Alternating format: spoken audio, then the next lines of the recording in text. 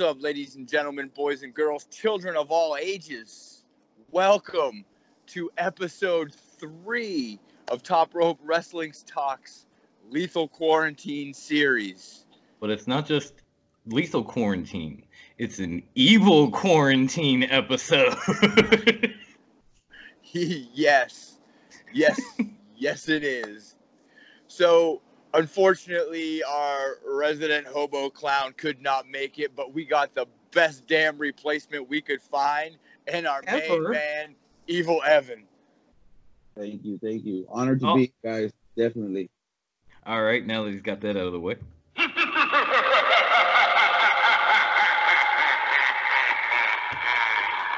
It's great to have you back, man. You know we loved having you the first time, and I was going to set up to get you on next week, but when Jose called out, I figured, fuck it, let's do it now. Oh. And there goes Wendy. And also joining us as always. There's Wendy. There it is, as always. The wonderful grandma herself, the female Spanish god extraordinaire, knowing history, Latina heat, yeah, with the hand moving, the Latina heat. There you go. Thank you, Don, for helping me out. I couldn't place the words that I wanted to say. Grandma Wendy. Naked grandma. Naked, huh? And as always, the soundboard extraordinaire, jack of all trades, master of none, Dom. Hey, yo. And there's me, the MJF scarf wearing, high class being. There was something else I wanted to say, but I can't say it. MJF child having. No. Clean. No. Sanitizing. Majestic spirit. And I'm obviously Bruce, as you all know. Welcome to another episode. We've got a lot of great topics. Oh yeah, I am better than you. I can't sing. But before we get too deep into this, Wendy, I think you got to get your video going, homegirl. We can't see you. I can't see anybody except for you. I see her. I can see her. Yeah. Oh, maybe it's just me. Damn, there she goes again. Bye, Wendy. She'll be back. She always comes back. We got Werther's original. She's grandma, so she always comes back. See? Just like that. Just like that. There we go. Okay. There she is. Technical difficulties. All right. Now that we got everybody back and we're full force, we're technically still the 4 horsemen of this pandemic. I think we should just we got the wheel of wrestling tonight. Right? And it wouldn't be a wheel without the 4 horsemen of the pandemic. Hell no. It would be a triangle, and you can't roll a triangle. That right. is like you just it would be like Death Square. It rolls awkwardly. Yeah. So you gotta have we to roll, I guess. I don't know, wheels. We have a full wheel to my right here with a ton of topics from practically all over the wrestling world. So I guess without further ado, I'm going to give this bitch a spin, and we're going to get this show rolling in the right direction. Hopefully this thing will work the first time, because I got it from Goodwill. So here we go. All right.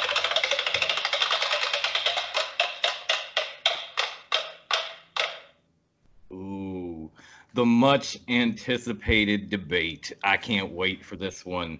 The topic is the proud versus the powerful, which is basically the high class versus the grandma.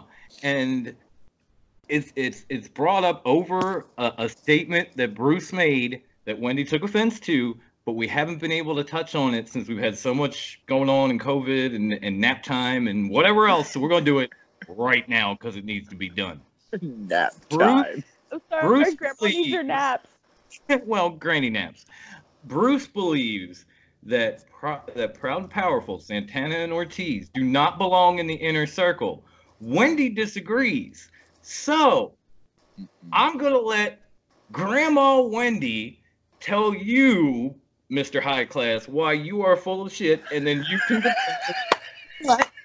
You can rebut, and Evan and I are just gonna kick back and enjoy our buzz. Go ahead, Grandma Wendy. Have at it. Where's popcorn? I ain't got popcorn, but so go on. It's okay. So I think Proud and Powerful definitely belong there. They have the aggression and the brutality to be there. I just wish that they would be given better opportunities. They've been on this horrible losing streak for no reason. It's like, who do they piss off? Another story for another time. No, they definitely belong there because Brucey was saying that they don't belong there because of their style. What do you mean by that? Like, because of their street style? Like, that doesn't make any sense. It's almost like music in an iPod or in iTunes, you know? Like, it's such a weird variety of stuff. And you have Hager the Jock and Sammy the Pretty Boy. You have Jericho the absolute motherfucking GOAT legend. And then you have Proud and Powerful. They come in with their own sense of style and their own sense of being, and they do belong there because they do carry themselves with that heel bravado of, I have no fucks to give. I came to brutalize and I came to do my business, you know? That's my opinion. That's how I feel about it. I don't know about any of y'all, but as soon as she said Jericho, I had to bite my tongue so I didn't start singing Judas. I think that's everyone with AEW nowadays. It's kind of like the way Into the Fire was with Power. Like, you can't just, you're like, Into the Fire! All right, Into the Fire. Right. We still love you, Doken. Now that she's had her moment, all right, high class one, hit her back. So taking notes. I'm just back here taking notes. My honest opinion and reason, like, for them not being in the inner circle is, I mean, Wendy, you said it, that they don't fit the mold of what inner circle should be. Now, you look at all the top tier factions. You look at Evolution. They all played well off of each other, and all their styles were very similar. The Four Horsemen, same thing. The only one that really got freaking crazy was the NWO, and that was only because they had 80 billion fucking people in it. But I mean, DX, they all played well off of each other. They all had similar styles, and they all played off of each other. Their style does not fit with Hager, Guevara, and Jericho. It doesn't match. It's like putting a square peg into a round hole. They don't work. They don't work together. There's nothing there. It does work well together. No, it doesn't. No. All right. No, there's nothing that works well about it.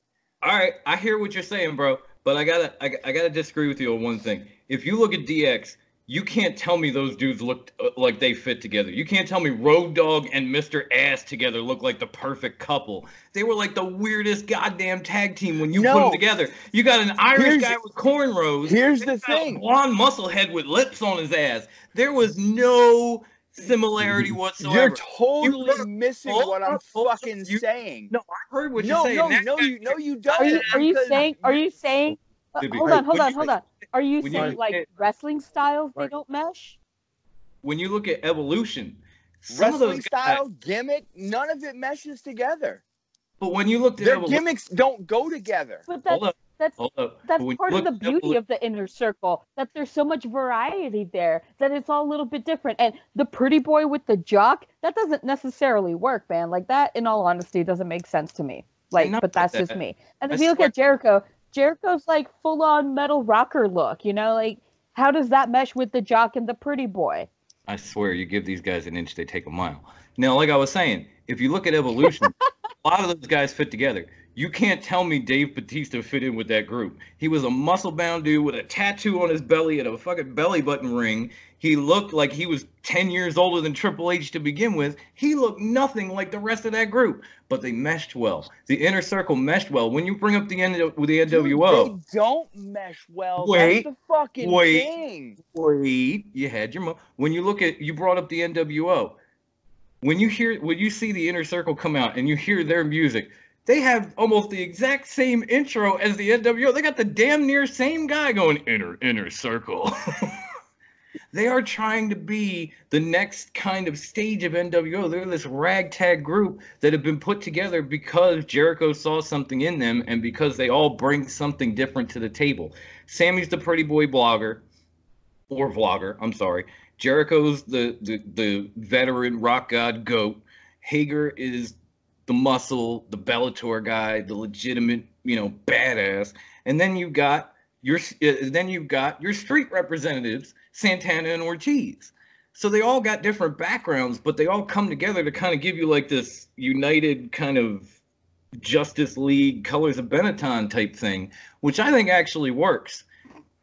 I'm going to go to my man here because he's just been sitting back quiet, sipping his beer. I know Bruce is shaking his head and he can, but Evan, please tell us what you think. Do you believe that Santana and Ortiz belong in the Inner Circle? All right. Here, I'm gonna look outside the world of wrestling. You're talking like bad guy, heist scheme movie. You're trying to assemble your crew. You need to get, like you said, the jock, the pretty boy, the pit bulls.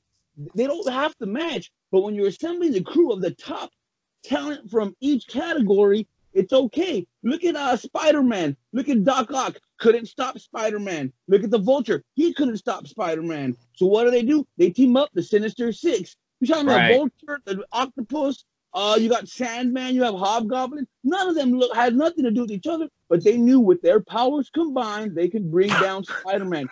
Look at Dick Tracy. Look at Prune Face, the Mumbles, the Flat Top guy. Yeah, none of those dudes went together. Team up and get their powers. Look at the Legion of Doom. Down the main protagonist.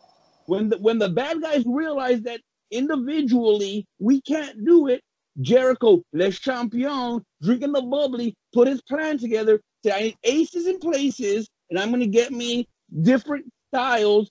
Because you can't. If I get all one style guys, you got Demolition, where I'm gonna get 4 guys wearing bondage guys with face paint and spikes. All you have to do is all I need to do is how to stop a guy in a bondage spikes, and I've stopped your whole faction. Right.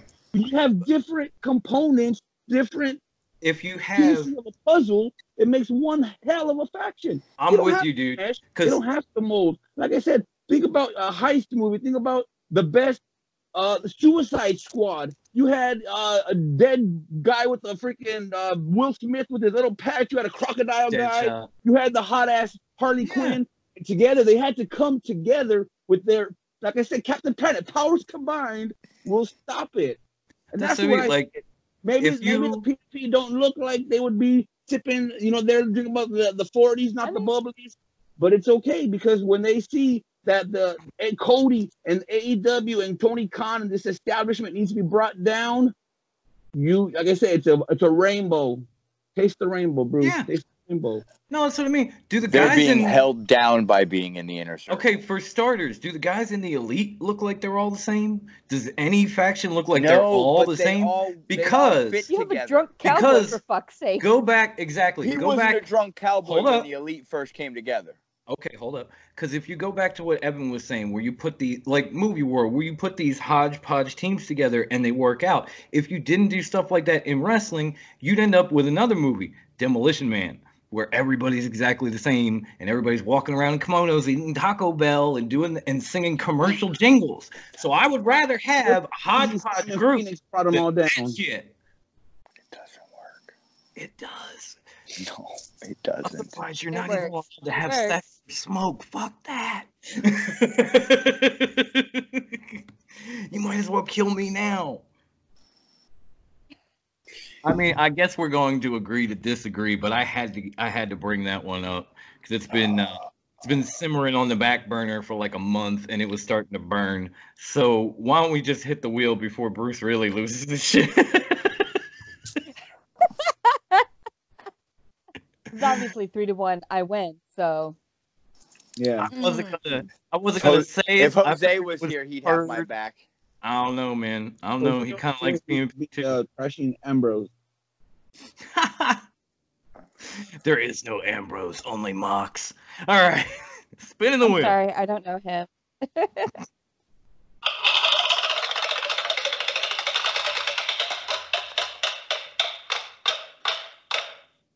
Oh, this is a good one. The topic is hipsters are doing it for themselves. Now, if you've gone back maybe 2 weeks ago and last week and this past Wednesday on NXT, you saw the big come to Jesus meeting with Johnny Gargano and Tommaso Ciampa and Triple H. You saw like the shit they put each other through at the PC back about a month ago that ended with Ciampa diving off and putting Johnny through a table off that perch. In that interview, or in that segment with Triple H and the two of them, he compared that rivalry to his rivalry with Shawn Michaels. Now, my question is, as good as it may be, do you believe that Gargano versus Ciampa is anywhere in the vicinity of HBK versus Triple H? And you know what? Let's let Evil Evan go first, since y'all had your moment. Let's let him weigh in, and then we'll. Intensity wise, I could say yes, because we've seen pictures that they've shared from the PC where they were sharing rooms as roommates. These guys go back years and years, so we can't say that emotion isn't there. The only thing that keeps me from saying that it's the same is like the time wise. Triple H HBK went, that was years and years. HBK retired. We thought we'd never see him again. Then that what was it, Hell in a Cell or Elimination Chamber, whatever it was. Elimination Chamber. Yep. Amazing story that has like even chapters that have spanned multiple years, whereas Gargano and Ciampa almost seems rushed. It seems like NXT has kind of put the spotlight on them a little too much. They've relied on them too much, and they've carried the takeovers. They've been the ones that have been the spotlight, the main eventers for so long. Even when the belt's not even in the picture, that's what the fans are tuning into, is that feud. And maybe if they spread it out a little, maybe if they had these guys kind of stealing each other's, crosshairs, but not so much necessarily match after match. But I don't know, HBK and Triple H, that's iconic. That's like tiny baby Evil Evan to like now, and there's still that animosity, and they can still go out right now, cut a promo and feud, and we'd still eat it up. That they are hating each other. And I don't know. I get it, that where he's trying to get with that comparison, but I think it needs to simmer a little longer. It needs like a nice chili. You need to simmer. You need to get that in the crock pot, let it grow a little longer. They rushed it. I think that's my only problem with Gargano. They focus too much, it's too fast, and you already brought the promising us is the last face off. They're not no more after this, so I don't know. That's my only complaint. Okay. So how do I do that? Yeah, no, I agree with you completely. And I think before Elimination Chamber, Shawn might have had a matchup with Triple H, because he got like jumped by Triple H, and I think they had a street fight at WrestleMania where Shawn literally walked out in his jeans and his boots and got the crap kicked out of him and still won. That rivalry was so deep. I mean, it's been from then to now to fucking forever. You're right. They could pick it back up tomorrow. The other thing about Johnny Gargano and Tommaso Ciampa is the fact that, like, has Gargano ever really beaten him? Like, I can only remember like one win in the entire series. I remember him putting Ciampa through hell and still losing. And that's the thing. If you're gonna have that kind of rivalry, the level of like HBK and Triple H, you gotta have some wins in there on both sides. And Johnny and when it comes to Johnny and Ciampa, usually the Blackheart wins. I can literally only remember maybe one match where he made Ciampa tap out with his own knee brace, and outside of that, he's had nothing. So it kind of feels like if you're going to have a rivalry on that level, they ought to be a little closer as far as wins and losses go. And it ought to be a little bit more spread out, like you said. Grandma Wendy, why don't you weigh in? I think I'm gonna have to agree with you on that one. Like, it's more one-sided. Like, Ciampa has had more wins than Gargano. If they evened it out a little bit more, it does have the potential to be as great of a rivalry. They have given us some great matches, but up there with HBK, Triple H, maybe not up there, maybe like just below it. Yeah. I mean, it definitely is. I'm trying to tell Bruce because I muted him when the air conditioner came on, and I think he has to unmute himself from his end here so he can weigh in. I don't know. It's not letting me do it now, which is pissing me off. We're gonna have to get him some like. Yeah, try it again, dude. We almost had you. There you go. Go for it, dude. Weigh in on this. I mean, I'm where Evan's at with it. You know, it's kind of rushed, but the chemistry's there. It needs to be compared to that rivalry. It needs to go over years. And the other thing is the era. The eras are what for me make them totally different. Yeah, Gargano and Ciampa had some brutal ass matches. I mean, They had the Last Man Standing. They had those matches, but I mean, how many actual wrestling matches have they had? That's another one.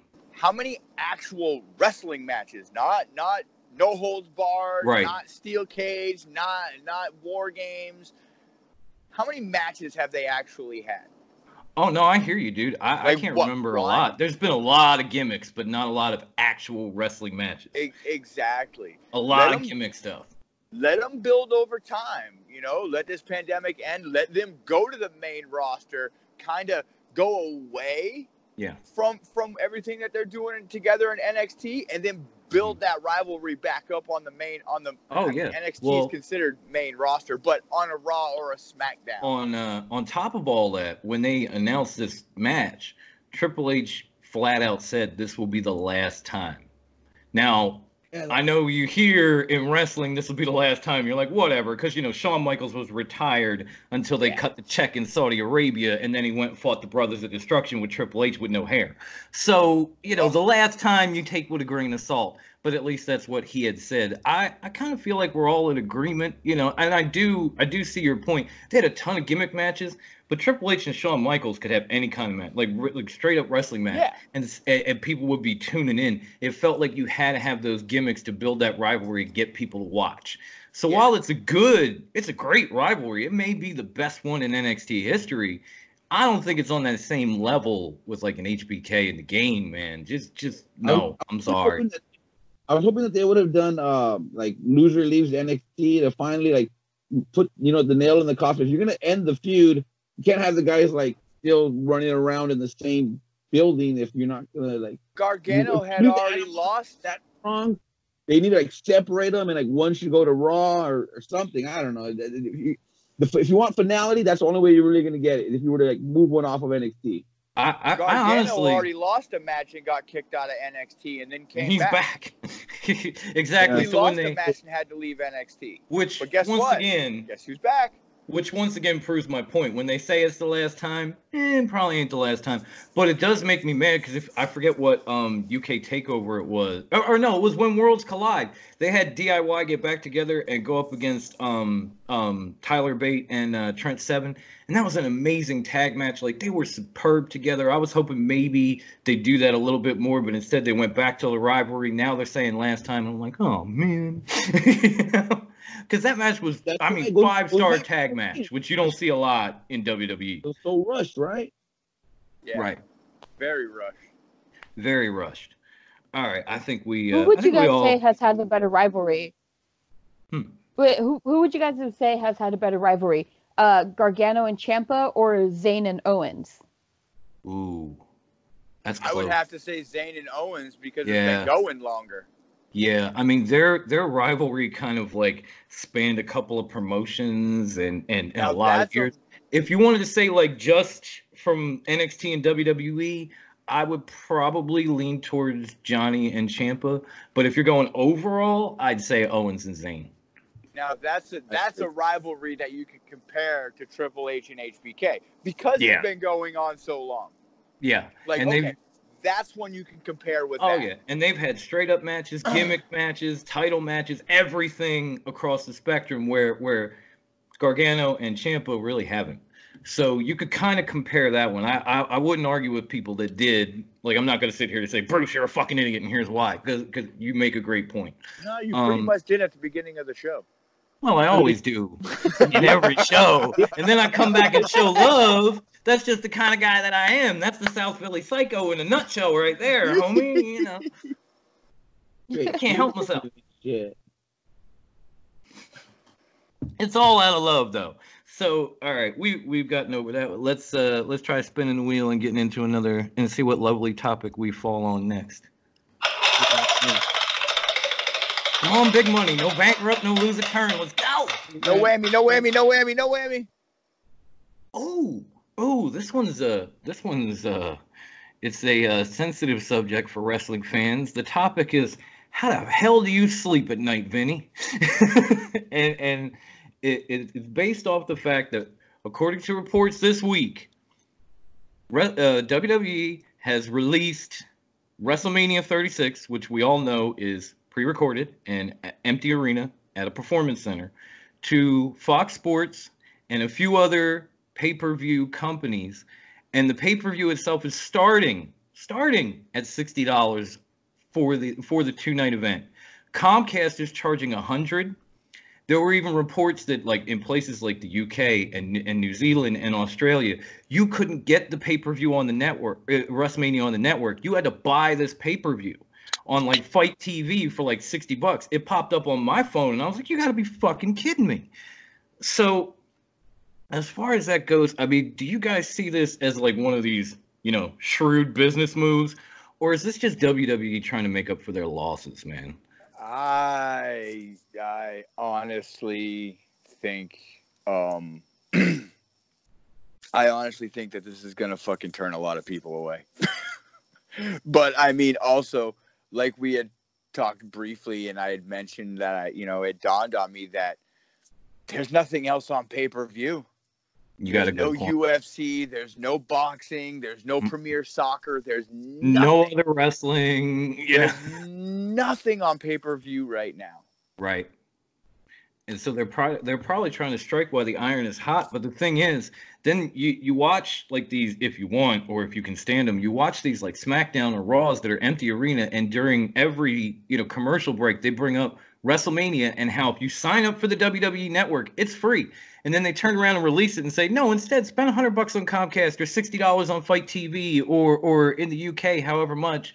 Or when you're telling people they can watch it for free for months, like, get the fuck out of here. That's just, I understand them trying to take advantage of the fact that there are no pay-per-view sports right now, but at the same time, that's low. And like you said, it is. It'll turn a lot of people off. I'm fucking one of them. So, we've got the prediction form up at TopRopeWrestlingTalk.com or on Facebook, and I know almost came .com, huh? I'm mad, man. Things are just coming together in my brain and like mashing. But we've got it up already. I put it up this morning. We've had a lot of responses. If they take it off network, I will find a way to watch it. But I damn sure ain't spending $60 to $100 to see this goddamn thing. Not the way it's set up, not the way it's pre-recorded, not the way they've got like changes and matches, and they can't even confirm to you like what the hell they are. And then for this, no, fuck you. I'll find a way, but no. Why don't we let Grandma Wendy come in? How do you feel hearing all this? What does this make you? Just go on. I'm verklempt. Talk. Verklempt, really? You been I watching hate Saturday the Night topic. Like a bolt. It does feel like a cash grab. It feels like a bit of both. Like he has taken advantage of this gap that has been created by the lack of sports because of this pandemic. But it also feels like a cash grab, which is really shitty. We want distraction, and you're gonna make us pay you $100 to be distracted. I mean, no. Not for nothing, but we've been out here, since the beginning of this, recording these episodes, putting them everywhere to try and distract you for free. We ain't charging you shit. And this motherfucker wants to turn around. He comes out, and it's a show that has all these gaps and all these questions, and there's all this like, well, it's pre-recorded. Why am I going to pay that much for something that's pre-recorded? Like, I it would doesn't give make you any that. sense to me. Like, I'm I'll not pay- sorry because I'm Yeah. not gonna pay for it. You're already taking my $9.99 every month. What more do you want? Do you want I my mean, firstborn? Do you want to bleed honestly, me dry? Like, show of hands, if you had to spend at least, and I mean at least, $60 for last year's WrestleMania, would you have bought it? No. Nobody. no. See what I'm saying? Like, I don't want to get too far into it because we still haven't had our favorite Mark and our evil one weigh in. So you do your thing, and then maybe I'll come back. Go for it, bro. You have the floor. Like you said, it reeks of desperation. They're hurting for cash. You could tell they were expected to make millions upon billions of trillions of Scrooge McDuck swimming in your money type money, and from WrestleMania, the live gate, the merch, the side access, and the signings and all that. They were gonna make a killing. Now it's gone. Now that's all gone, and now you're filming it with your own crew, making nothing. You've refunded the tickets. You've refunded all that money, and it sounds like it's like a reeks of a crash grab. Like you said, there's no sports. We're wrestling fans, so we know the WWE Network exists. But if you're someone watching ESPN, watching curling or ping pong, whatever they're showing, Curling. I and fucking they love show a it. commercial that Marble says races. live this Sunday, watch Bill Goldberg and Brock Versus somebody. names that you have heard of because you're somewhat familiar. You don't watch wrestling, but you know Brock. You know Shayna Baszler, maybe perhaps you know her from her UFC days, and you're like, they're sports. Live. Oh my God! Take my money. You're not a WWE fan, but you want that entertainment because, like you said, hockey is gone. Mm-hmm. Baseball, football, all postponed, canceled, paused. We don't know if they're coming back. So here's this chance to see men beating each other and fucking works for me. And they're taking the money off of these guys. And it sucks because, like you said, we know better. We have the network and we're watching this for free for $9.99, whatever it may be. And Vince is just like, ha with this little fishing pole. Oh, gotcha, Vince. Such good shit. Oh. And it's man, how in these times where 80-90% of America is struggling, PSA time, virus hurting America, businesses shutting down, entertainers everywhere are struggling, and here's Vince McMahon reaching into their pockets, trying to grab $60. It's horrible, man. It's horrible practice. Is this like Vince McMahon or the Sheriff of Nottingham just coming around and stealing from the fucking poor? I feel like Robin Hood right now. Bro, save your goddamn money. Get the network. It's free or it's $9.99. Do not buy this shit, people. This is Vince McMahon trying to make his money back because his WrestleMania went up in that smoke I was just puffing a minute ago. Almost 10 million people have applied for unemployment, and you're gonna charge $60 to $100 fucking dollars for a pay-per-view? Kiss my ass. I would understand if my wife and I are two of the 10 million people. If he offered it like at $20 a day or whatever, like the old in your house pay-per-view, $25. Yeah, cool. I get it. You'll make some money, cut your losses, you old fucking boomer. But you mean damn $60 or something that he knows like really. Like he said, how do you sleep at night? I mean, I get it. You're on a big pile of money and all, but man, the problem is mattress is empty because he's had to go to it after he lost $1 billion in one fucking day, and WrestleMania went up in smoke. How about the XFL? Ha ha to you, Mr. Greedy McMahon. You know what I want to see happen? What? This is what I want to see happen. Vince is charging all this fucking money for fucking WrestleMania. I want to see Tony Khan, the Bucks, Cody, and fucking Kenny have an all-star pay-per-view for $10 fucking dollars. Okay, I thought you were gonna say free show like over the summer with like Fighter Fest. Free. Shit. I bet you they'll do a $10 fucking you know what? all-star super cast fucking pay-per-view. Great. That would be like $60. I'd pay $60 if you told me half of it was going to, coronavirus relief funds, to buy masks, to buy first responders. You know what I mean? Knowing how Tony and Cody and the guys are, they would probably do buy that. the man another yacht. You know what? If they did like a $10 or a free show like Bruce was talking about, it'd be such payback for that Evolve special when they had the pay-per-view going on the same damn day. Oh my god! Like, Imagine if they oh, fucking yeah. announced something like I tomorrow know. night. No, like having ROH and New Japan in the Garden on WrestleMania weekend was kind of a fuck you, but that would be even bigger. That would be the biggest fuck you to WWE that has ever taken place to this It point. really would be. So, Tony, Cody, Bucks, Kenny, if you're watching this, please do that. And not only that, as I'm looking, I hear us all saying, Cody Rhodes, he'll watch it. there you go. As I'm looking and I'm listening, I hear us all saying the same thing. And, you know, I hate to bring up too many game shows, but I'm looking and survey says number one goddamn answer. You know, it's just, you know, I get where they're coming from with WrestleMania being, you know, all the whole weekend being canceled and all this stuff going on. But A, I don't feel any sympathy, and B, you are trying to like literally Sheriff of Nottingham people at the worst imaginable time. Yep. Shame on you, WWE. And you know what? And let's not forget, let's not mention that cash grab T-shirt not attending WrestleMania. I wasn't there. Yeah. And Yeah, I saw not so much breaking news, but I saw just before we started recording, they're selling the chairs, the actual like chairs that you used to get if you got floor seat. I have one somewhere from You one mean of the ones that you get for ago. free if you go to the the fucking chairs that show? you give away to the floor seats. Are you serious? And sell. I'm sure they got about 40,000 of them they can't do jack I'm shit sure- with. And I'm sure like 30,000 of them because people will buy them. I don't get know why. I mean, a show that didn't exist with the big. And you know what? Side note. I'm sorry. Blame the beer. Tangent. How sad is it that we're not going to see Kyrie Sane get her big pirate moment? Come on. No, in You Tampa are- with the big pirate ship and everything and the cannons going. Yeah. I Kyrie didn't whole think thing. about that Pirate till wheel, now. the thing. But a little tear is It's coming again. down right now. I'm serious. Yeah. I got pneumonia in my eye again. Damn it. I'm all right. You know, I don't even That's have the the topic network at right hand. now. Vince McMahon, asshole, cash grab. All right. I know we're all getting a little heated. Why don't I spin this Can we wheel? get another fucking Spin the topic, wheel. please? Let's see if we can Fuck get you, to Vince. let's see if we can get to a happier topic. Let's do this. Ready? Here we go.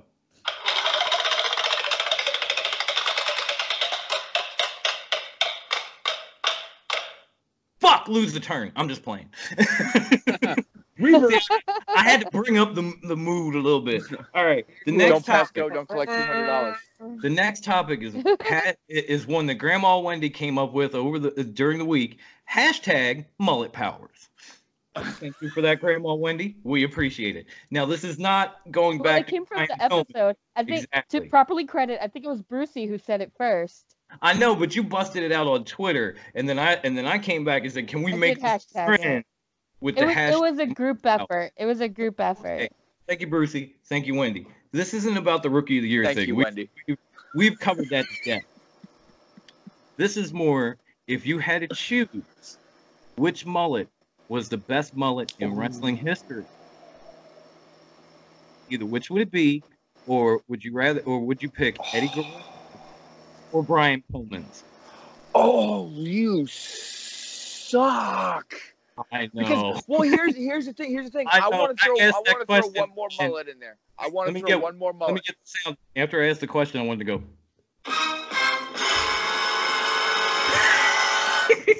I want to add one more mullet to this, and I'll let you guys go with it.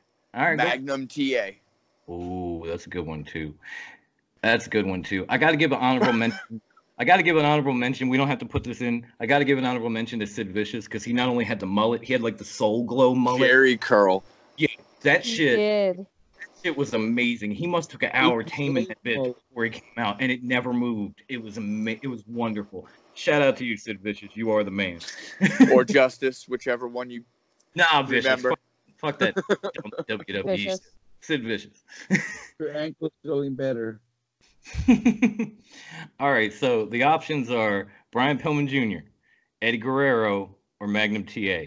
Why don't I be a gentleman and let Grandma Wendy hit this one first since she came up with the hashtag? I'm gonna give it up to my man Eddie, always and forever. That mullet, it went through colors and cuts and dyes and the whole thing, but it stayed. Like it never went away. It never changed. It was always there. It went from Mexico to the U.S. and back. Like it was that mullet, man. It traveled the world. It was always and forever. I gotta Eddie's say, lying, cheating, stealing mullet. Viva la raza, baby. But I will say, That's right.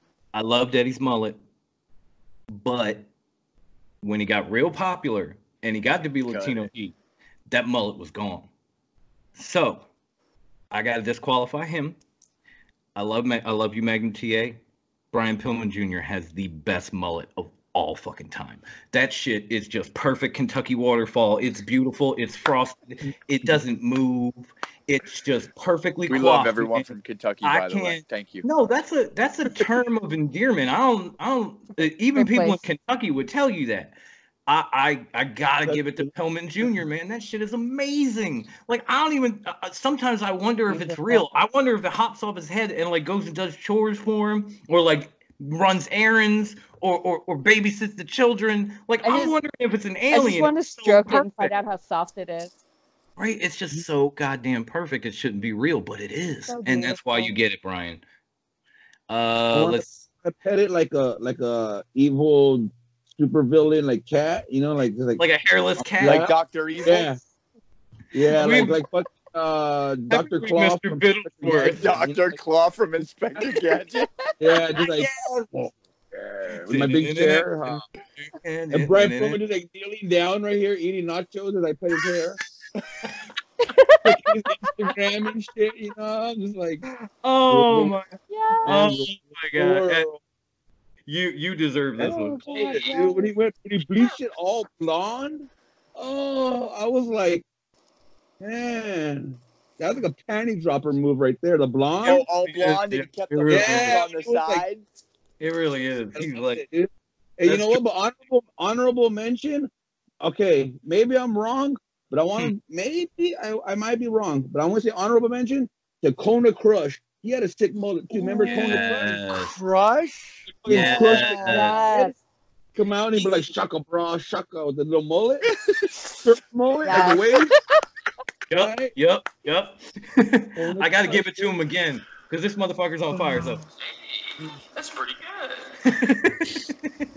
Yeah, shout out to Kona Crush. yeah, that was an amazing mullet too. I can't deny that. Mr. High Class, which one would you pick? Look, I know I threw Magnum TA in there. He did have a mighty fine mullet, but the more I think about it and the more we talk about it and fucking Pillman's mullet is amazing. That fucking thing is amazing. I was Like, trying to like hold look, it. if I could grow a mullet, I would, but I can't. No way. I'm no mullet growing here. Not here That either. fucking thing is amazing. When he said, "I know I threw Magnum TA in there," I wanted to jump in and say, "And now he's gonna throw him under a bus." Honorable mention all the way. Eddie, I love you, but no. Pillman's mullet is fucking godly. I mean, I think, what do we have? We had Eddie, The we more had I Brian, we had Magnum TA, we had Kona Crush. That's top four right there. Maybe Greg the Hammer Valentine. He had a Can I just bleached say, mullet. That's top five. Ricky Morton. the more I creep on Pillman's Instagram, the more I'm like, yeah, that's a lovely coif. It's Yeah. beautiful. That's a That's beautiful lovely. mullet. I am comfortable enough The to more I creep on this Instagram, say that mullet is fucking beautiful. Like that, I can't. You can't deny it. If you've never seen it, Google the man and just look at pictures. He's making his father proud with it's that incredible. It's incredible. He can dress it up beautifully. He can casual it up. He can do all of it. It's a beautiful mullet. It is the mullet. To be I'm a little all- jelly of it. And that's why he's the two-time Rookie of the Year. Two-time. Mullet powers. Two-time. I feel like as we're talking about this, I see like the old Roman gladiator arenas, and I see like two mullets on either side with like weapons, and they're just going at it. And Pillman's Like taking the old Bud Man. Bowl. You remember the He Bud get Bowl? blood in it. Bud Bowl. Two Hey, mullets, but just even like- CGI mullets attacking each blood in other. his mullet or like Yeah. scales or nothing. It just stays. and he's just taking out every other mullet there is. That's all I picture in my head. So, And he's like, Yo, I've got it, Dom. Listen, we gotta set up a wrestling mullet tournament on Top Rope Wrestling Talk on Facebook. oh yeah. Yes. A wrestle mullet and adventure, let one the mullet group league. decide. If we want to let them battle, we just set up a wrestling mullet Hall of Fame in Top Rope Wrestling Talk, and we just ask for teas. We've already got 5. We could ask, like, the whole group, who else would you put in, and then we'll kind of debate it, go through, have a whole mullet Hall of Fame first ballot class, and announce them all. Hall of Fame. I'm gonna have to add Zicky Dice to this. Yeah. Yeah, his pretty good too. And never forget DDP. He's got a nice little mullet. Oh, DDP had W man, he had that mullet. wild shit. I know we cut it for WWE, but he had a crazy mullet. I'm glad this came up because we were heated about 5 minutes ago, and now we're all laughing. So that worked. Do we consider Hogan a mullet? No, man, he had nothing on top, dude. It was all gone. It was cul-de-sac, and then whatever. I'm just asking. It was just half a mullet. It was like a mull. Or like a lit. It was just party in the back. A mull or a let? Right? It was one or the other, but it wasn't both, so we can't count it. Maybe once we get through all the mullets in the Hall of Fame, maybe we give him an honorable mention, but it's not a mullet. I had that. Ooh, Tatanka had a good mullet too. Tatanka. I forgot he had a mullet. Yes. Yeah. Brother right there. I love Tatanka, man, growing up, because I'm part Native American, so watching him in the ring doing his war cries with his tomahawk, I was like, yeah, represented, finally. Because I was too young for like Chief J Strongbow and that type of shit, so Tatanka was my dude. All right. My mom lectured Tatanka once. Wow. I bow at your mother. It was like this meet and greet, and my mom was like, how dare you show up with at least some sort of like Native American necklace or something? How am I supposed to believe you're Native if you don't wear anything? I bow to your mother. Like, Ma, are you for real? I am not worthy. I suck. You're the best, Mama Wendy. Mama's got no shame, man. Mama B ain't got no shame. Oh shit! Mama B will let him know. Did we lose Evan? I can see him there, but we lose him. Oh, there he is. Here he comes. Okay, yay! I was afraid. We can see you. Am I there? I pushed buttons. Did I do something? Yeah, you're good. You're good. You're good. We can see you. We can hear you. You're good. I don't know. My headphones kind of went out of me, so I needed to like turn them off, and it like kicked me off, and I don't know what happened. You're all right now, though. We're good.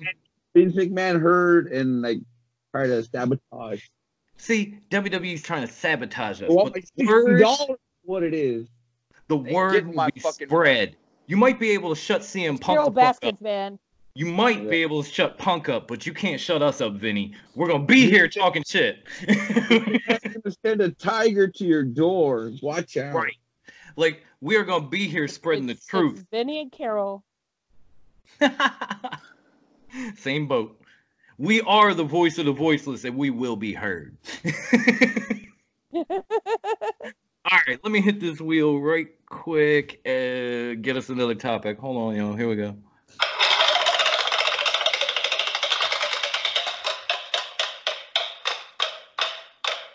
Oh.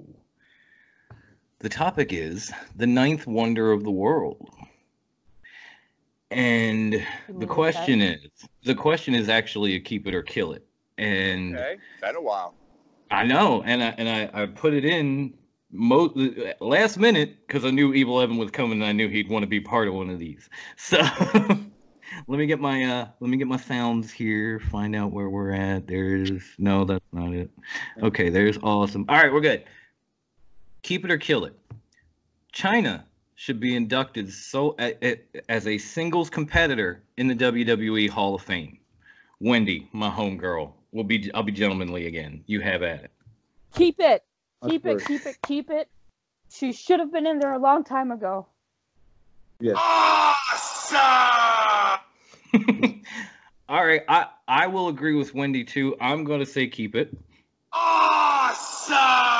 And I know people, including in the WWE, kind of disqualify her because of after her career, the porno, the drugs, whatever. But she tried to clean up. She tried to clean her life up. A, and as a recovering addict myself, I sympathize. B, there are at least 2 women in the WWE Hall of Fame that pose for Playboy. Last I checked, that was pornography. So fuck you. China belongs in the Hall of Fame. If it weren't for that woman, there would have been no women's revolution, no knockouts division doing steel cage matches before them and last women standing, no nothing. There would be no Tessa Blanchard holding the Impact title if China didn't have the Intercontinental title on her fucking shoulder. That's Put her in the Hall of Fame. Evil Evan, go ahead, man. Keep it, of course, yeah. I even go one step further and say she should have been in before Tori Wilson. She should have been in before the Bella Twins. She should have been in before so many other women. If we're talking her impact in the wrestling business, her impact in the WWE, what she did to inspire women, children, girls, young ladies, men across the board, she definitely needs to be in there. One reason why she's not in there, petty. Mm-hmm. Stephanie McMahon is petty. Mm-hmm. Let's not pretend that Triple H and China didn't have this huge romantic relationship, and it was all thrown away as soon as Stephanie walked in. As soon as Stephanie showed romantic interest to Triple H, China was shoved out the door. Her push was gone. She was kicked out. Yep. She was persona non grata in WWE. If I can take, if you don't mind, I'm gonna take it one step further. That's like saying the Macho Man don't belong in the Hall of Fame because he hit Stephanie McMahon. True. Yeah. Okay. What it is. Get the fuck out of here. She's a Hall of Fame. Become a personal agenda. It's what it is. Oh, you know. My bad, Evan. I gotta hit you with one of these. Awesome! Because we know you are. Yeah. Brucey, finish us up here. Keep it or kill it. Keep it. What? Awesome! And you know what? Since Evan used to love it and we all agree, I'm gonna hit one of these too. Oh, that's hot. That's hot. Just so hot. I love it. It's hot as fuck. I got wood. I got wood right now, guys. That's hot. Hot. That's too much info, but it's still hot. I apologize, Grandma Wendy. But Shit. Please, It ain't nothing to apologize to her about. She's worse than us. Okay.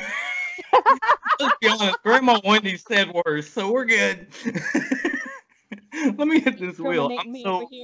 I'm so glad we all agreed on that too, by the way. Let's hit the wheel. Let's do another one. Round and round we go. Where we stop, nobody knows. Bam. Okay, this is another decent one. Fill in the blank.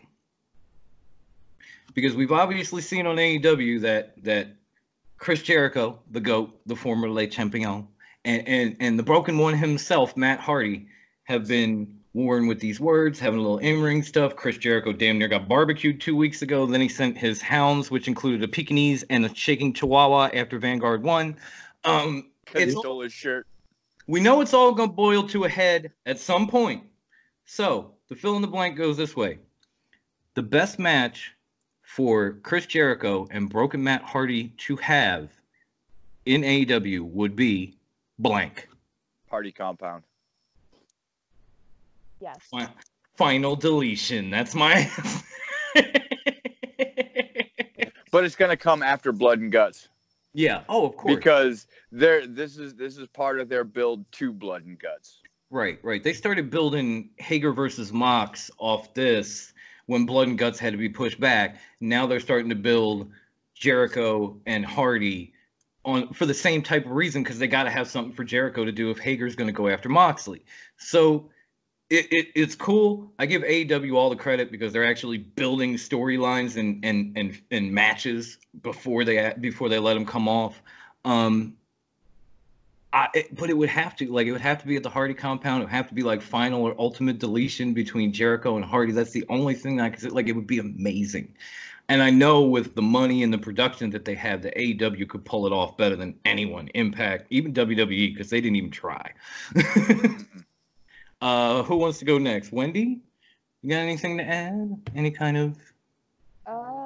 No, I mean, honestly, like, that would be a great match for them to have, a Hardy compound match, because you guys already said it. It would be great, and with the production value, it would definitely be better. And with those two and their creative genius, they could make something just incredibly beautiful happen. Just mwah! Perfection. Bellissimo. Exactly. Yeah, I mean, you know, if anything, they do not need to have an asylum match with a potted plant named Mitch. Do not do that.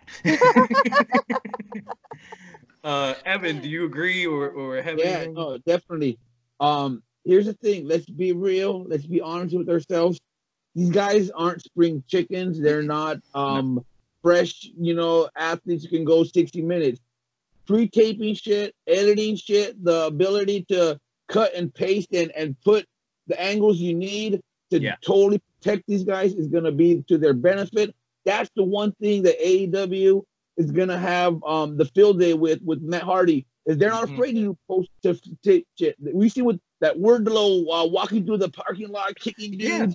You saw Lance Archer, or what's his name, in the woods. In the ring with the tryout. Yeah, that was great. They're not averse to going that route, and that's what Matt Hardy's specialty is. We've seen the matches with Decay. We've seen Maxwell in the ring. We've seen that crazy stuff they did with Ricky Morton stuck in the tree in the big fucking cherry picker. You guys remember that? Oh, yeah, I remember that. Amazing things happen with these final deletions. But now you throw the creativity of Le Champion, gonna be stuck under Skarsgård, or how about we throw him into the lake of reincarnation? And he comes back. And he comes out Y2J with the top.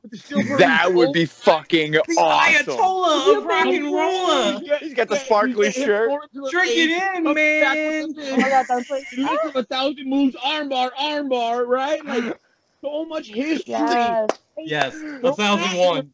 Come back to, oh yeah, doo. You know what I mean? Like, have Maxwell come out dressed like Matt and be like, you fucking time traveled. Anything is possible. It would be great. The only thing, only thing that I would want to add to that is get him behind the scenes, make him like kind of like an executive producer or something, but get Darby Allin working on that too.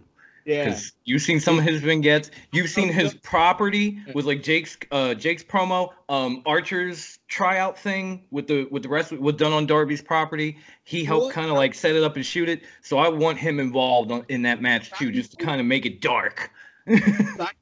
I wouldn't even be against like a Matt Hardy Darby Allin match completely in black and white with the like like old film house look to it. Make it look like make it look like Sin City. You know what I mean? Where it's like black and white, but there are some semblances of color here and there. Oh my God, that would be crazy. With Lucha Underground, opening up that door to like cinematic gold, and Robert Rodriguez saying, "Look, wrestling and like crazy ass movies can mix." Yeah, like if we take pretend that they're live sports, that we're really live. You're here at Staples Center. You're here at the Gundam. Right. Like, but yeah, that's what I loved about. We're crazy. That's what I loved about Lucha Underground was the fact they could take like cinema aspects, mix it in with that pre-Attitude Era like over the top storyline, and just come up with gold like almost every damn time. It was great to watch. It was so much fun, and you knew it was all just kayfabe bullshit, but you couldn't turn away. It was beautiful. You know, and so I would love to see something like that mixed in with like a final deletion type match between those two. That would be like maybe one of the best things I've ever watched. You know, if not the best. Like they could pull it off. It would practically turn into a movie itself. Special with just that one match. Give us like a 2-hour match. Right, like it practically becomes a movie instead of an episode of Dynamite. Like it's just you know. Even get the guy that did Mox's like little entrance coming in, like the thing where he's in the jail cell and everything's dark and he's Twitter looking. Oh yeah, that was actually his Twitter post. I'm sorry, they do sometimes show it like in the background on the screens, But if they got that guy in on it too, like it would just be a Molotov cocktail of greatness. I couldn't even like imagine. I'd have to watch it 5 or 6 times that night. Just nope, backing it up. The only thing that that's been going through my head since Evan said it was Lake of Reincarnation. Just have Matt holding Jericho, dunk him under the water, pull him back up, and every time he dunks him, he's a different Jericho. He's a different Jericho. Every time he dunks him. Rock and roll up. The one with the suit and tie. But every time he's there and he dunks him under the water and pulls him up, dunks him and pulls him up, and every time he's somebody different. Same with Matt. Hell yeah. You know, like he goes back to Team Extreme, he goes back to version 1, you know, whatever, like unkillable Matt Hardy from ROH, whatever, it would be beautiful. I would love to see that. I feel like it's the only answer. If it's not the only answer, I hate to go back to it again, but it's got to be number 1 answer, you know. I'm glad we're having fun now. This is cool. This makes up for all that bullshit with Vince McMahon. Thank God. Let's get this wheel another spin. Hold up. Ready? All right. I love that it's working. Thank God. WD-40. Greased it up. All right. This isn't a bad topic, but it's a little bit, you know, considering the circumstances. The topic is power outage. The question is, name the one either wrestler or thing you miss the most now that NWA Power has had to shut down due to circumstances. Who would like to go first? Eli Drake. That dude. That's who I miss the most. Besides Aldis, it's Eli Drake. That was I was gonna say either Nick Aldis or the question mark, because that fucking gimmick. I know it would anywhere else. Oh, but for them, it works beautifully. It's perfect for what they're doing, and I have fallen in love with it. So it's kind of a tie. Grandma Wendy. I'm just hearing Wade Barrett's voice on commentary. Shit. I'm afraid I've got some bad news. I was listening to his episode with Colt Cabana. Very well done. But Cabana's great anyways. He's great at everything. Oh yeah, I'm just glad he's in AEW now.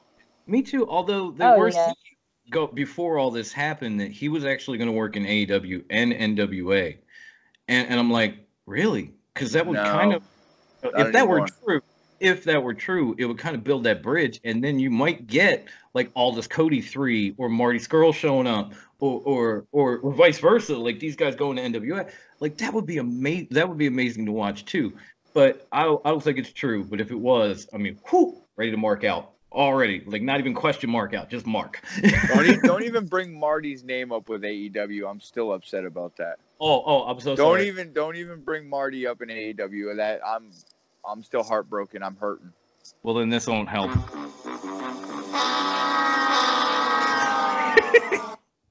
A double dose. He totally hurt my feelings. I'm sorry, bro. You know I love you. Hugs. Evan, what do you miss most about Power, man? You know what? I'm gonna take it like on a different like wavelength. Go ahead. I miss the sheer differenceness that it brought to us. Yes. So on Monday Night Raw, not talking about this like no crowd PC era, but you throw on a Monday Night Raw from like any random arena, and it's the same Monday Night Raw from 5 years ago, 10 years ago, 15 years ago. The big Titantron, the ramp, the little screens, the ramp, the pyro, welcome to Raw, the promos, the simplicity. Yes. NWA, you threw it on and you got Into the Fire, which already got you pumped better than any the Monday Night Raw song ever did. You had the star swipes and the coming up the next. Whole 80s vibe. Austin Idol's kayfabe cocktail commercials. All the little kayfabe commercials they did, that was crazy shit. TV deals, you know, Austin Idol. It was not WWE, if that makes sense. And that's what I missed.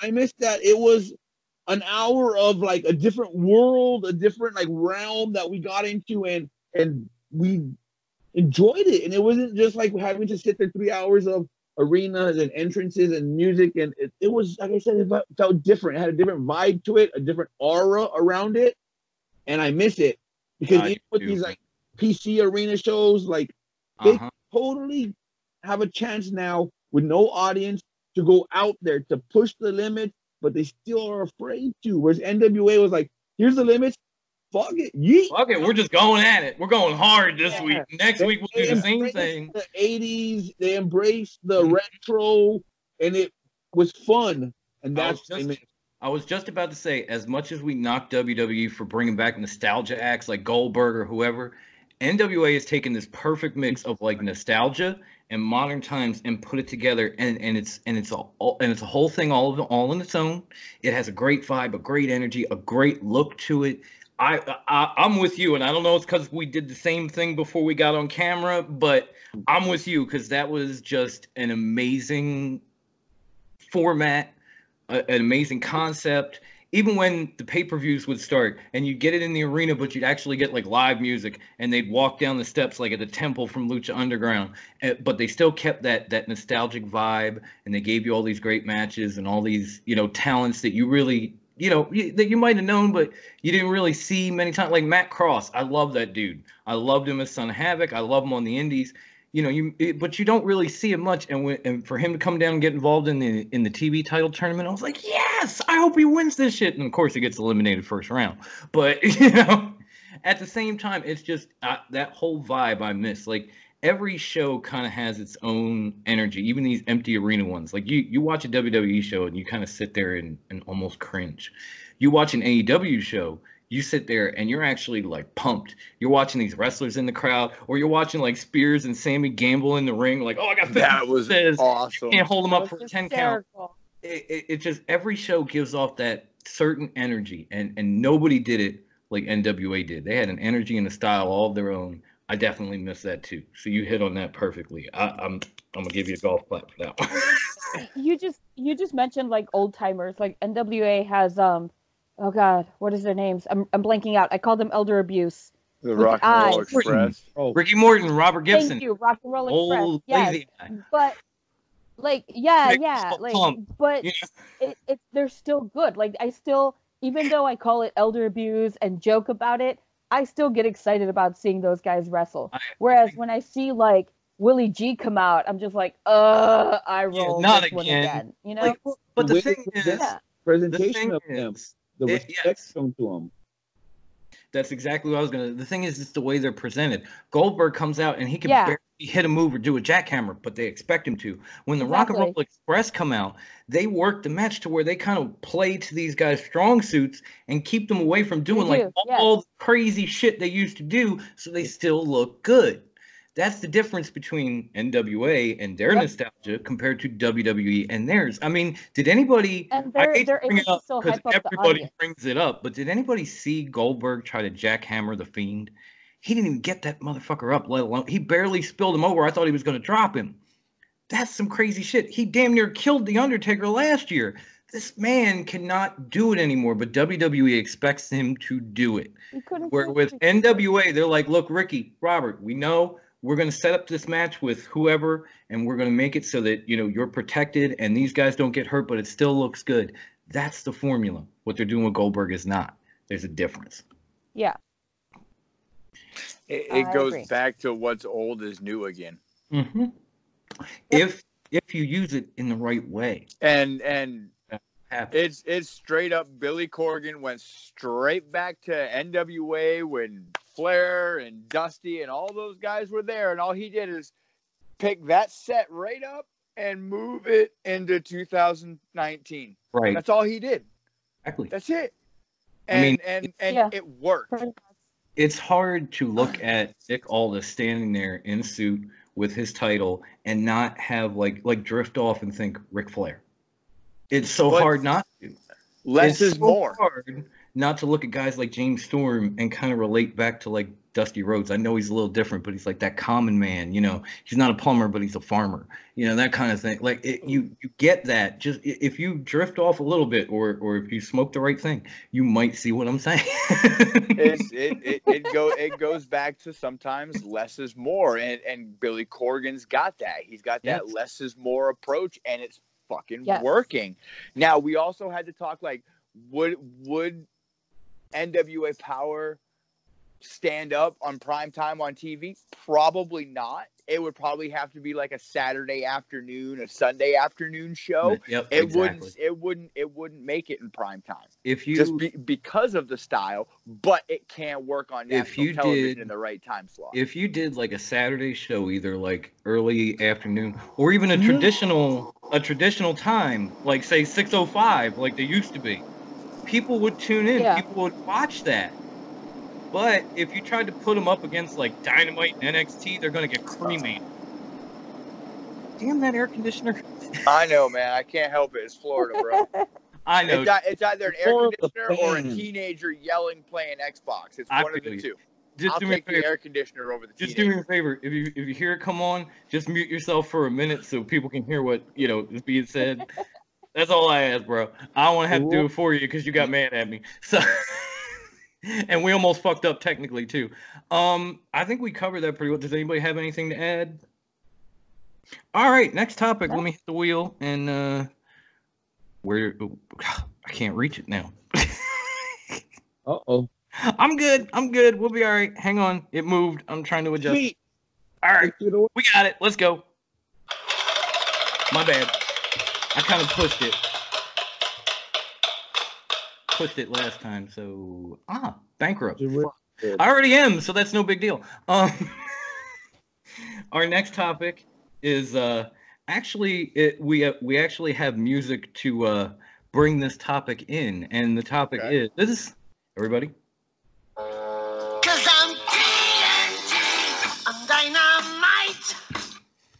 As we all Really? know. That's how we can play. Never mind. Yeah, I'm trying to not to get copyrighted. Copyright infringement. Never mind. I forgot. gotta keep I was it like, short. really? I want more. Here, hold up, one more time. 'Cause I'm TNT, I'm dynamite. Okay. Okay. No more. We don't want to push more. it. We don't want to, have this get fucked up. But As if we we all like a karaoke version and we just fucking sing it, is that protected? I was gonna try to sing it myself, but I figured I think I'm going to hit the high notes. like even with Yeah, you don't want to hear me doing that. with the even with the Gargano and Ciampa topic, I was gonna kind of like break off and just go, hipsters are doing it for themselves, but I didn't know. I just did it, but I was afraid to do it. So as we anyway, This video has been banned. It's troubled quarantine times. Don't be afraid to reach out and fucking grab that creativity, people. I'm doing what I can, man. I really am. But as we all know by now, AEW has come up with the TNT Championship. They've got an 8-man tournament to determine who's going to be the first one, and basically it's a television title, hence why it's called TNT. But I still think it's a cool concept. I like the guys in the tournament. We have. I figured maybe we'd try and. Do you want to go through the matches, or do you just want to pick a winner from this whole thing? Nah, go through the matches in case people don't know. Okay. First match: Shawn Spears versus Cody Rhodes. The rematch from over the summer from the chair shot and the stitches. Who you got in that one? I'd probably take Cody. I want Spears to win, but Cody's gonna win. Evan, who you got? Yeah. Common sense or my logic wants to tell me Cody, unless Swerve, someone comes out, interferes, costs them the match to like set up some kind of future feud or something. You know what? Just to, like MJF maybe comes out, a Wardlow fucks him over or something. I'll go further than Maybe that. Jake the Snake. Because you know me, I got a conspiracy theory brain. I think the only way out. That's the only thing I can think of. Because it seems like Cody's bigger than the title. The only way Cody's gonna get out is if Arn Anderson swerves him and goes back and works with Tully Blanchard. Because they were a tag team, man. Brainbusters. They got deep history. Maybe It just Cody's too obvious, and TNT's smarter than that. They're more creative. We just talked about that. Oh, I know they are. I'm just saying sometimes you take the obvious because it's just there and it's screaming at you. It's the pink elephant in the room. Sometimes you got to ride it. Wendy, who you got? I want to say, I kind of agree with Brucey. Like, I want to say Shawn Spears because it would be great to see him have this opportunity. Right. But I also do want to see a Cody Darby rematch, which was kind of set up a little bit this past Dynamite. at the end of their tag team match when Cody just like straight decked him. No, Darby. Darby I'm decked. kind of torn. Yeah, Darby Yes, decked thank you. Cody. What- And I have no Tony idea what I said it said. was Sammy Darby decked Guevara. Cody. I don't know how Tony gets Yeah, Sammy Guevara yeah. mixed I was up with like- Darby Allin. Like that. Hey, they're both handsome gentlemen. It's allowed. I guess. I mean, Darby's rocking Daisy Dukes, and 90% of the time, Sammy's ass is hanging out. So maybe that's how I got it mixed up. I don't know. That But was probably the confusion. all right, so I'm gonna say I think Cody's gonna win it. They're gonna give it to Okay. Cody. yeah, I would go with that too. Now, the next one we got is what we just talked about: Darby Allin versus Sammy Guevara. Why don't we swing back to Wendy since she was late? Go ahead and tell us who you think will win, Darby or Sammy. I want Darby to win this one. I'm with you. Yeah, because like I said, I want that Cody Darby rematch. Those two had a great series of matches, and yeah, I think this would be a good one. It really will be. All right, I'm with you. So, Brucey, what do you think? Darby. All right, we got 3 for Darby. You gonna make it unanimous there, Evil Evan? Man, you know what? I'm gonna go out. I'm gonna say it. I'm gonna admit it. I heart Darby. He's my man crush. I would probably divorce my wife for him if he can knock on my door. But I got creative juices flowing right now. You guys got me thinking AW is thinking outside the box. Yes. So what if John Spears, the chairman, start bringing the chair into place and somehow uses that to his advantage? Darby. And Sammy somehow pulls out the Spanish trickery, pulls out his match, and we can still get Darby and Cody later outside of the tournament. You know what? I was just thinking, Spears is looking for a tag team partner. What if he drills Darby to help Sammy win because they teamed up last week and he likes it? What if, and I know what you're going to say, Bruce, but what if all this leads to avenues, Spears tagging up with Sammy and becoming part of the inner circle? Oh, that means they don't need Pride and Powerful no more after that. Oh, shut your... But no, yeah. Her mouth, Brucey. Hold up. Survey says... Sorry, Brucey. It was like he got to going, and then all of a sudden my shit started kicking in, so I had to go with it. I've got more theories to all of this, but I will get to it after we're done going through the. All right, yeah, because we still got topics after that. All right, so the next match is Kip Sabian with the beautiful Penelope Ford Dibs, going up against the natural Dustin Rhodes. Brucey, let's start with you. Who you got? Dustin's gonna win this because of who he will face in the next round. All right, I'm with you. I'm going with Dustin. I know Kip's good, but he's kind of been on like a losing streak lately. And Dustin's been kind of hot outside of that loss to Hager, so I think he's gonna pull that one off. Evil Evan, who you got? All right. I think Kip should win. I think Dustin does the right thing and puts him over. Kip wins.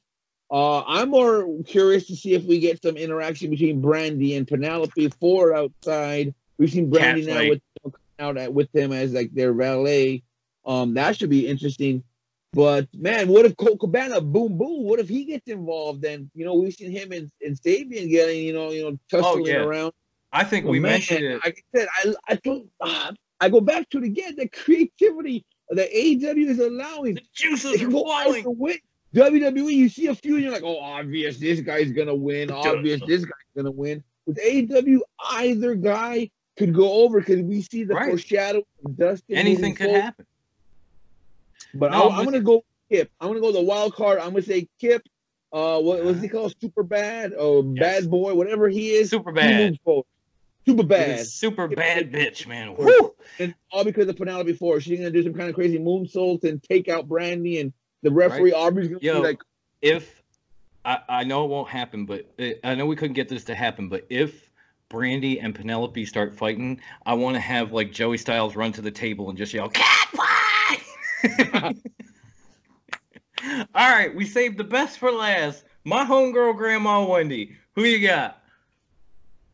I'm gonna have to agree with Evil Evan on this one. I think Kip should definitely get this opportunity. He should definitely get the win, and I think Penelope might run some sort of interference. She might do some sort of shenanigans, and then cause Dustin to win somehow. Huh. So Interesting. yeah. Interesting. I think Okay. AEW right now really needs, like, we saw Britt Baker taking off her chancla, smacking. They need to Yeah, that was so hood of her. to take a bigger role, because that's been their biggest criticism. Let's not pretend that the fans haven't been shitting all over the AEW women's division and Riho and Nyla Rose, and they've, that's been their like weak link. Has been the women. It has gotten better. Or a bit of a personality. You get Britt Baker, a little bit more of an attitude, Latina style with a chancla. I had visions of my grandma, coming at me. Right. And I think they're starting. And in order to do that, you got to have Kip move forward. I think they're starting to realize that too, because they've got Penelope like more in the ring doing crazy moves and like getting involved in Kip's matches and having that attitude. And the women's division has started to improve as these women have gotten like some chemistry in the ring with one another, because they came in cold and they're on TV. So as soon as that as they started to build a little bit, have some dark matches, get on TV, get some like rapport with one another, they started to get a little better. It still needs work, but it's getting better. So we were split on that one. The last match of the first round is a tough call, especially after you saw Marco Stunt die and get treated really like Spike Dudley with Bam Bam Bigelow back in ECW, just tossed into the non-existent crowd. Like, if there were enough wrestlers, they'd have surfed his ass just like Spike. The matchup is... Did you see his Twitter this morning, though? No, Real quick, Marco Stunt this morning, he put on Twitter, "I'm really sore for some reason." Some reason. Like, oh, sweet that Marco. some reason is the Murder Hawk, baby. Okay, so the last matchup of the first round is the Murder Hawk, Lance Archer, taking on Colt Boom Boom Cabana. This one's close for me. It's tough, but just if I have to like gun to my head, I gotta go with Archer on this one. I love you, Boom Boom, but you're in there with a monster, man. You're going down. Evil Evan, who you got? I got Archer all the way. I think Boom Boom is there to pretty much take the role of take the role of Marco Stunt. He's a solid hand in the ring, so he's gonna be there to help put Lance Archer over. Okay. Wendy, who you got? So I love Boom Boom with every fiber of my being. That man can do no wrong in my eyes. My heartbeat just goes boom, boom, boom, boom, boom, boom. I love the dude. Colt Cabana. But I think Archer's gonna take this one. Okay. He's being set up to beat this like. Oh yeah, sorry. Oh no, you're fine. You're fine. Go ahead, finish it up. He's set up to be. Oh, he's being set up to be this like monolith of heel, and it's monster. It makes sense to have him win it. Yeah. Okay, Mr. High Class, what you got? So this is where like everything started to click for me a couple matches back into the tournament. So let me rewind back to Cody and Spears. Back to Cody and Spears, because Spears deserves to move on and deserves it. And like we talked about on Facebook, Cody's not going to win a title for another year or two.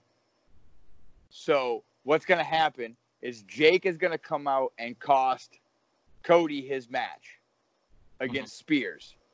And then now let's fast forward to Boom Boom and Archer. I think it's going to be a tit for tat, and Cody's going to come out and cost Archer. Boom Boom's going to move on to face Sabian, and that's going to set up the blood feud match with Archer and Cody at the next pay-per-view or down the road on Dynamite. Right.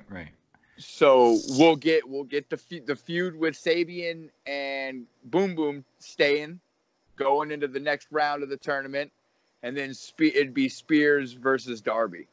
Okay. Now, I do see where you're coming from, but like Evan's been saying, anything can happen in AEW. Exactly. If I could skip ahead, I would almost see this as the finals being Cody taking on Archer, and Archer actually beats him for that title, setting up this blood feud that Jake has been alluding to, because Cody will go back after him once he gets beaten, looking for revenge, looking to finally become an AEW champion since he's able to win this belt. And he eventually will, and there will be one, and I'm wondering if somehow this is Cody's way back into the title picture. If they do like an old X Division TNA thing where option C, if you have this belt, you can turn it in at like all out or double or nothing or something and get a world title shot. It seems as that would be the perfect way to kind of get Cody back into the AEW title picture after everything that happened with MJF. So that's just, with the creative juices flowing, that's just where I could tell you, like, oh, this guy's going to beat this guy, but I just feel like that's going to be the finals, and it's going to lead down the road to all of this over the next few pay-per-views, which would be like 6 months.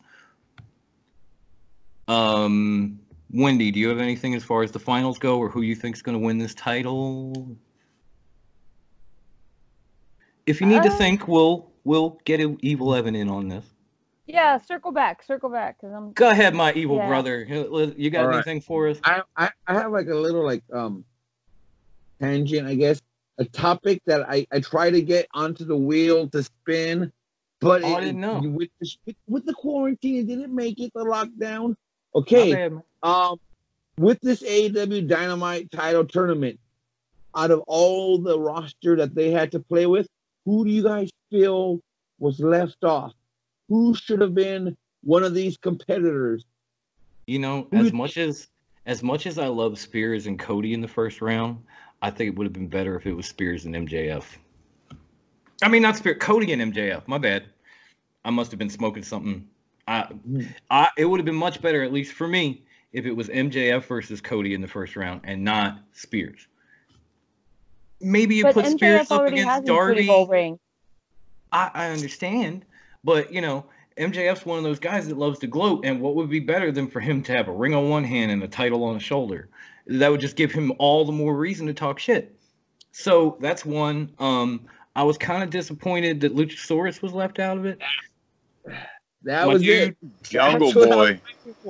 Him too, but Luchasaurus? Mid-card title was going to be like, he was his bread and butter, right? Yeah, that was a perfect way to showcase him as a singles competitor.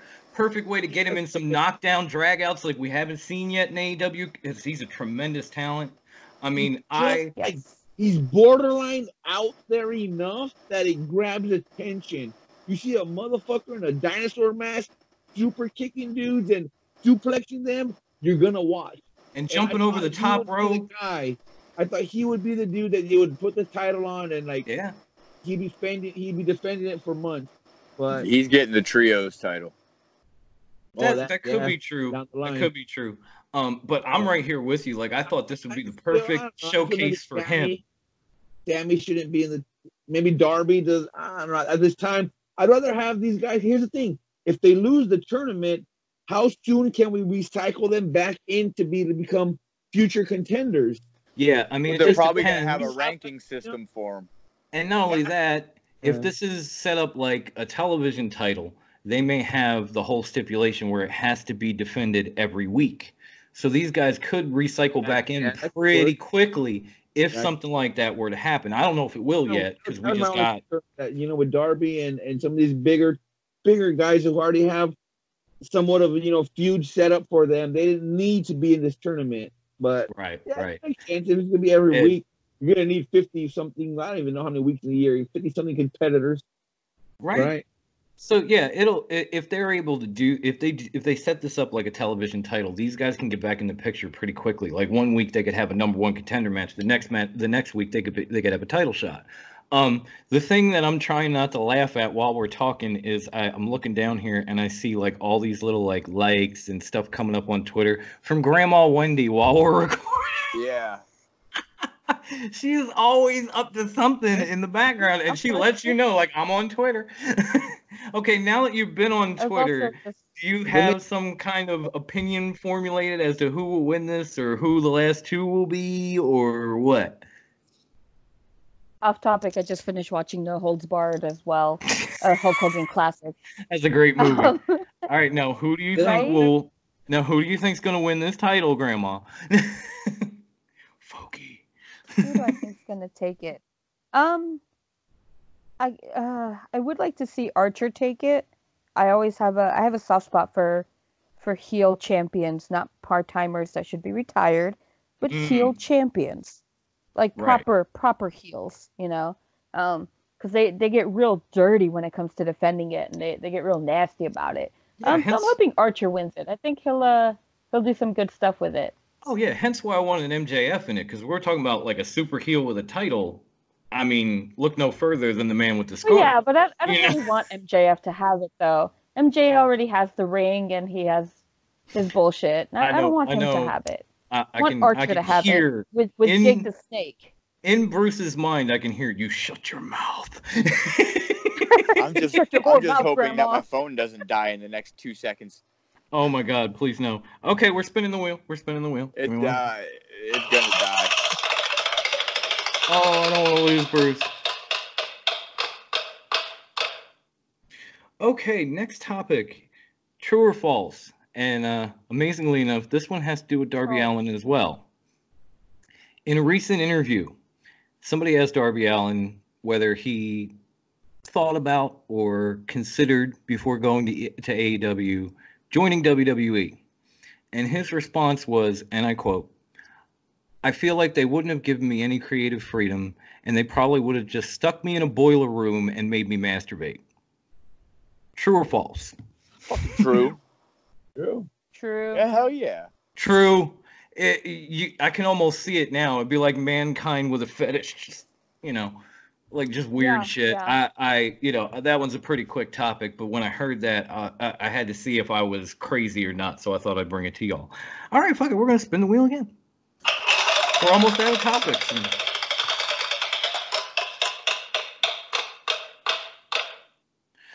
Oh, you never forget your first.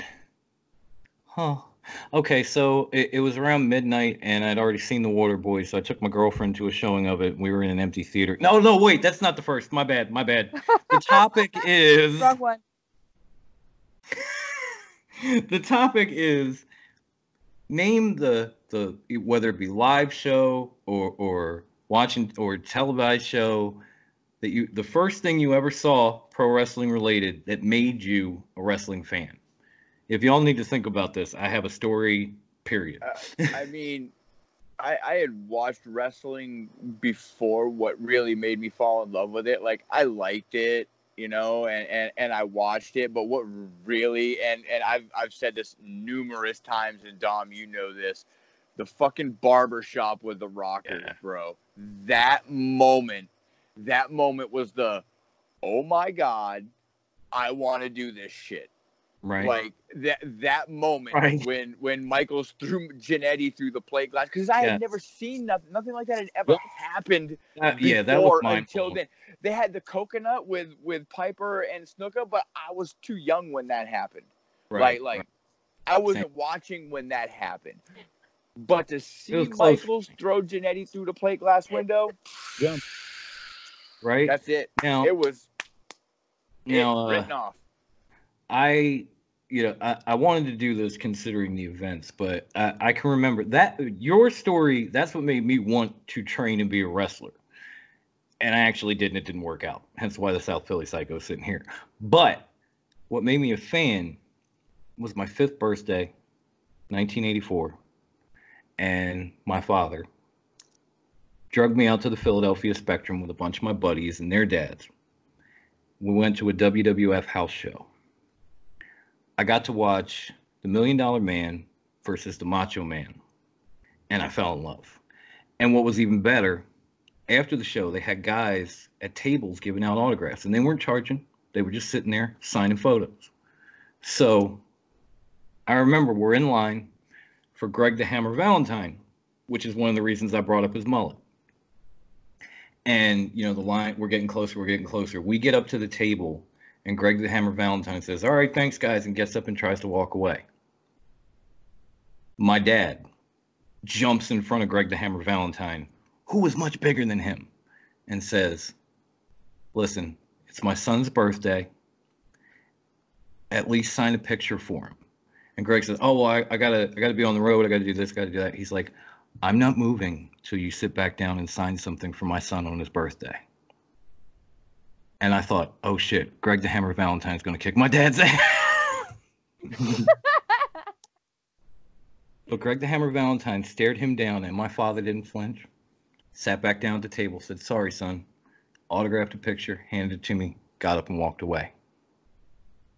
I became a fan that day, and that's one of the best memories I have of my dad. May he rest in peace. All right, sorry. Evil Evan. The first memory of wrestling I can remember has to be being a little evil in the Boy Scouts. Somehow they let me in. Being there with my older brother, who's 3 years older than me. One of his buddies, I want to say his name was Pedro. Okay. I'm pretty sure Pedro was his name. And he was like, oh man, there's these two guys, best friends, Hulk Hogan and Macho Man. Mega Powers, baby. Friends. And guess what? The Mega Powers explode. And I was like sitting there watching my brother talk to his friend. I'm like, Elizabeth, they fought over her. And they're gonna fight now for the. I gotta see this. So Right? Pedro, his mom, they ordered the pay-per-view, and we went down to Montebello, little ghetto neighborhood, and we all piled into his house, all the Boy Scouts, and that's the first thing I remember of wrestling. I must have been, let's see, it was 31 years ago. I was like 7 years old. I don't remember much of anything, but I remember that whole hype of these guys, the handshake and it being replayed. Ooh, I know. I think the lust in the eyes. I think I strained a neck muscle when I came in for the handshake with the Macho Man. It was like a whole year's build up, that Saturday night's main event where he walked out and he carried Elizabeth, and Macho was carried Elizabeth to the back all unconscious, and Macho Man's all pissed because he left him. It was like, and at that Big moment, Boss Man, I was like, Big Boss Man and Akeem were kicking the shit out of Macho Man in the ring, and he's got Elizabeth in the back. Yeah, he just takes her, he carries her, and just like, bro, you left him. I was like this, like they got me at. They got a lot of people with that one, bro. Yeah, that's what it was. And then let's not pretend that the next year later, when we had the fucking title versus title, the Ultimate Challenge. Oh, Warrior versus Hogan. Oh, Hogan and Warrior, like that, 5 and 6, those WrestleManias, I was hooked. And 30 years later, I feel it. And my kids are like, what are you watching, Dad? And I'm over here watching Japanese women fighting, and I'm watching, dudes fighting in the underground lucha temple and anything I can find. And my kids are like, what? I'm just like a sucker. Mm-hmm. I'm hooked.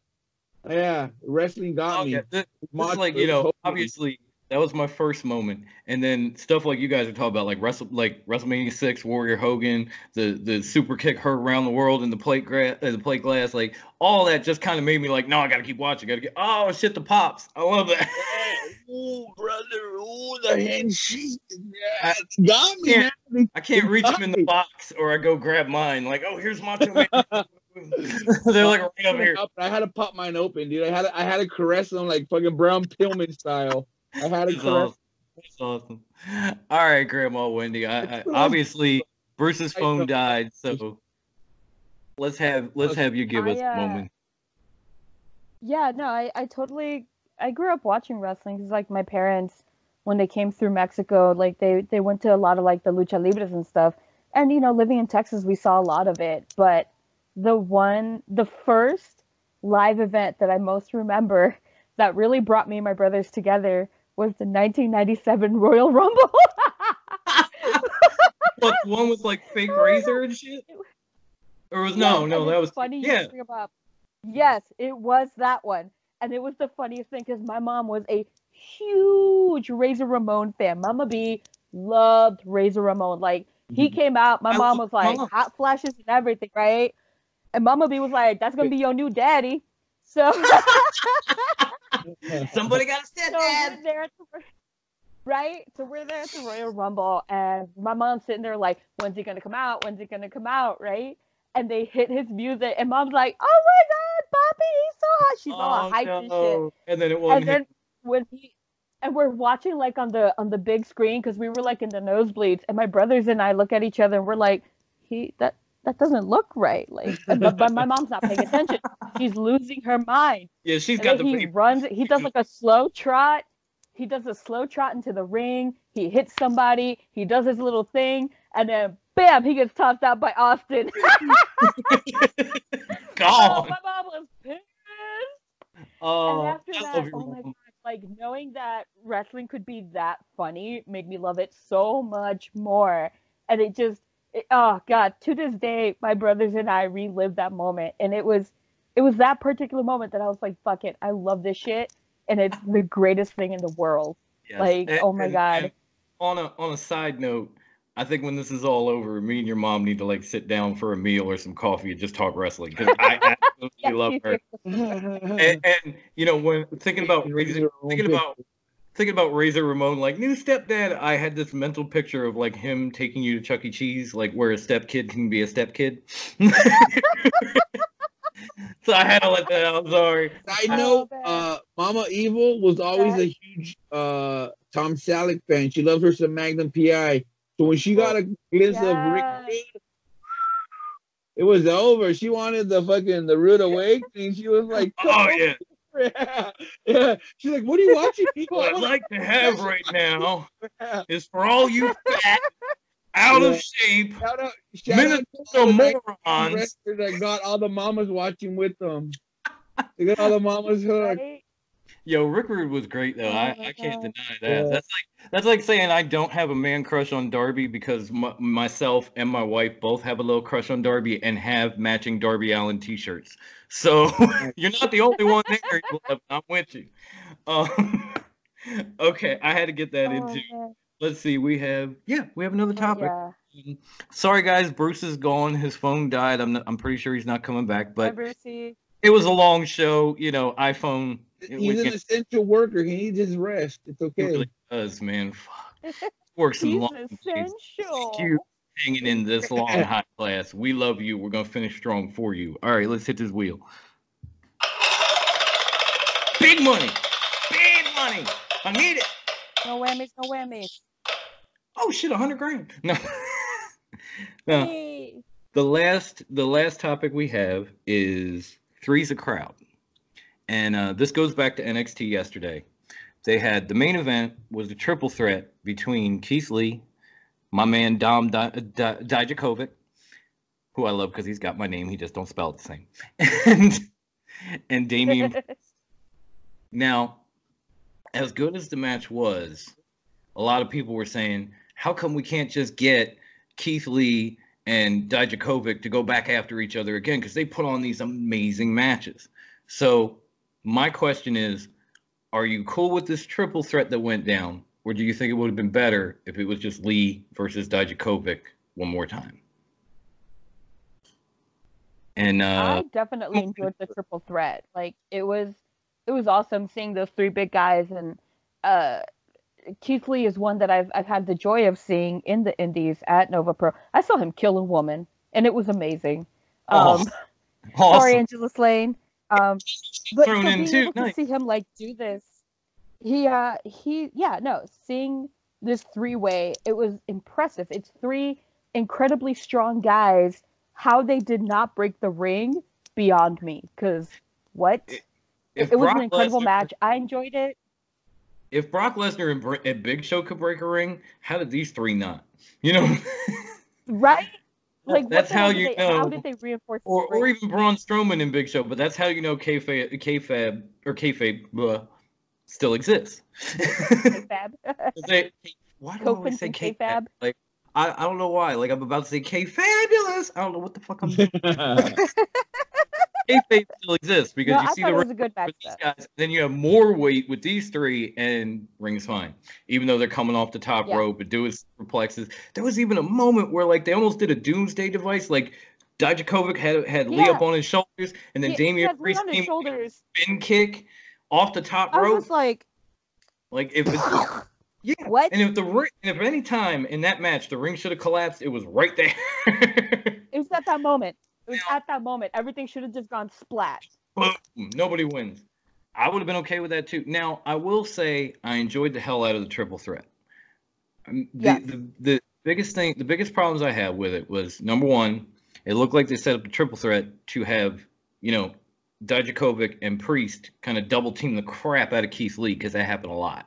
They must have double choke slammed him 3 times. They did that doomsday device. They did a lot of double teaming on Keith Lee, which made it seem like, oh, neither one of you is strong enough to take him on one-on-one, so you have to team up. That made it a little bit, meh. But if I had any other problem with it, it's the fact that Keith Lee is North American champion. If anything, by this point, he should be NXT champion, or he should be taking on Bill Goldberg at WrestleMania. Like if Roman can't do it, let him do it. Yes. Oh because my he God, deserves yes. it.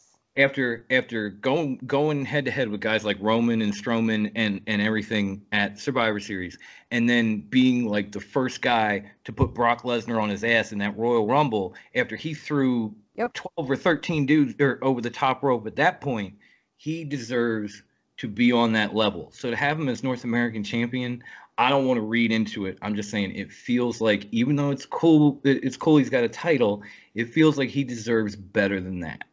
So those were the problems I had with it. I would have liked to kind of see Lee and Dijakovic go at it again, because they had some crazy matches. Like their rivalry is almost as good as Johnny Wrestling and the Black Heart. It just hasn't been pushed to the forefront or used as much as they have. So if I had any problems, it was that, but I did enjoy the match. Evil Evan, what do you got for us? And here's the point where I pissed off a whole lot of people. Cheap plug. I've said multiple times on my Facebook page, the Real Wrestling Community, that WWE has too much talent on their hands. They have like 300 plus people. And so they fall into this trope. They fall into this habit of booking multi-man matches where we get 3-ways and 4-ways and 5-ways, 6-pack challenges. Look at, we get Bailey, 5-women challenge, 6-man pack challenge, 6-contender gauntlet. Right. It's because they have too much talent that they can't stifle. They're all ridiculously talented. They're over with the fans. And we have, just the women's division alone, Io, Candice, Chelsea Green, Shotzi Blackheart, Xia Li, Aaliyah, ridiculous women that all can rightfully so have a spot as the top woman. But because we have so many, same thing with the men, we have so many mid-card guys. We have Grimes, we have Kushida, we have Keith Lee, we have Dijakovic, all these guys. Velveteen Dream. They're there. Now without the tag titles, we have Kyle O'Reilly, who could be thrown in that mix too. It's kind of like mid-ground swell of talent that, because Adam Cole has had, not going to say a hostage, held that title hostage, but because he's had that title for so long, this longest reigning champion in NXT history at this point. Yeah, it ends up becoming like, it almost seems like the WWE, instead of being able to tell proper stories, they say, fuck it, here's 5 guys, multi-man match, winner's the number 1 contender, instead of building a proper feud, instead of saying, this guy get the shot at the title because they got bad blood, there's beef between them. It was like, he won a random gauntlet match. This chick outlasted 7 other women. Like, I want feuds to matter. I want, and it's almost like WWE, like I said, they have too many people where it just becomes multi-man after multi-man, and it becomes almost like a cop-out. You can't give me a number 1 contender, so fuck it, here's 5 guys, roll the dice. One of them, they're all over, so one of them, whoever wins, the crowd's going to be happy. And you know what? Give me a proper story. I'm sorry. Since Jose isn't here, I'm going to do this. I know a lot of people said, well, with AEW having such a small roster, how are they going to be on live TV or do this or do that? having a small roster benefits them because they can build these feuds, which is something, like Evan said, they can't do in WWE because they have all this talent. And out of those 300 guys, maybe, if you're talking Raw, SmackDown, and NXT put together, you might see 30 of them get pushed to that top level. And obviously 2 at that top level are nostalgia acts that are part-time, that sit at home with major championships. With AEW, they don't have that problem. So they can build Jericho versus Matt Hardy. They can build Cody versus Archer. They can build these matches because of their roster size. WWE needs to do something where they go back to building just certain feuds and certain guys and not give you this, here's quantity instead of quality. You know what I'm saying? That's another reason, like, yes, I get the triple threat that they did last night, and it was a good match, but I feel like it would have felt more of a because they were saying this was a takeover quality main event.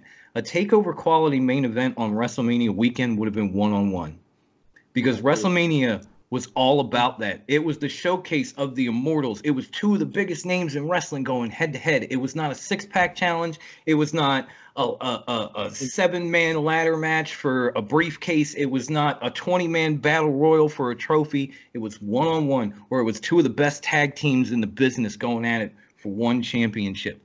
It was not a singles ladder match for a set of titles because somebody got sick.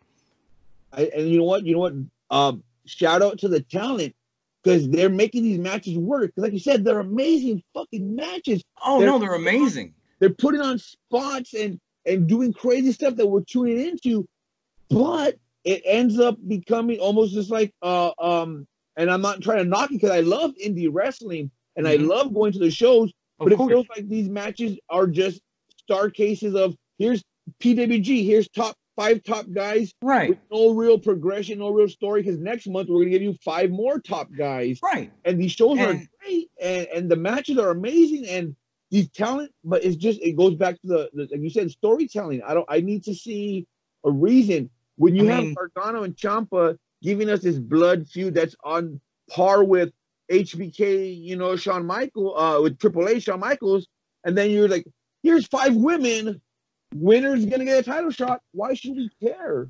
Right. When you're showing me that, you can tell me emotion, but then over here it's just like a random hodgepodge of a random 6-woman match. To the winner goes into another random 6-woman match. Like, right. And the thing that I want to stress here, is, you know what, WWE's signing more people every day. For what? They really are. And the thing that I want to stress here is it is not the talent. The talent puts on an amazing show regardless of how many people they put in the ring. It's not the talent. It's the way the talent is being used, utilized in certain ways that make it look, a little bit confusing. And while you can get away with that in PWG, you don't really expect that from a company like WWE. Exactly. You just don't. PWG is going to give. When I go to PWG or Bar Wrestling, which I love, shout out to both those promotions, SoCal. I'm going expecting to see just randomness and the best of the best, and I'm drinking, I'm having my good time. But when you're going to give me storytelling on one storyline and the other storylines have no story to them, it makes no sense. You can't have it both ways on live TV. And you're putting honestly, 2 hours of TV a week. The progression, the continuity has to take place. Yeah. And honestly, back in the day, who could tell a better story than WWE? Because it wasn't just like when they had him going on. It wasn't just like, oh, Austin against evil Vince McMahon. It was, there were so many things going on in the background, like the Nation and DX, or Val Venus and Kai and Tai and the whole Choppy. They had all these crazy stories and built these stories at once, and all of a sudden they can't do it anymore. And I just don't get why, unless there's somebody at the top of the company going, oh, this is good shit. Yeah. That's the only real explanation.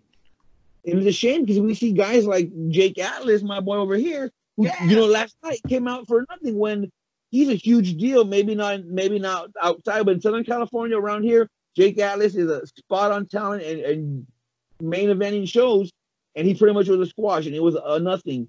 And you see guys like Killer Cross with their crazy promos about to make a debut, and it kind of comes out lackluster because you realize when Cross debuts, well, he's just going to be another name in the 6-man bunch. He's Right. just, there's a waiting list of guys to get the talent of the title. You know, Velveteen Dream, when he's going to get his shot. Matt Riddle, when he's going to get his shot.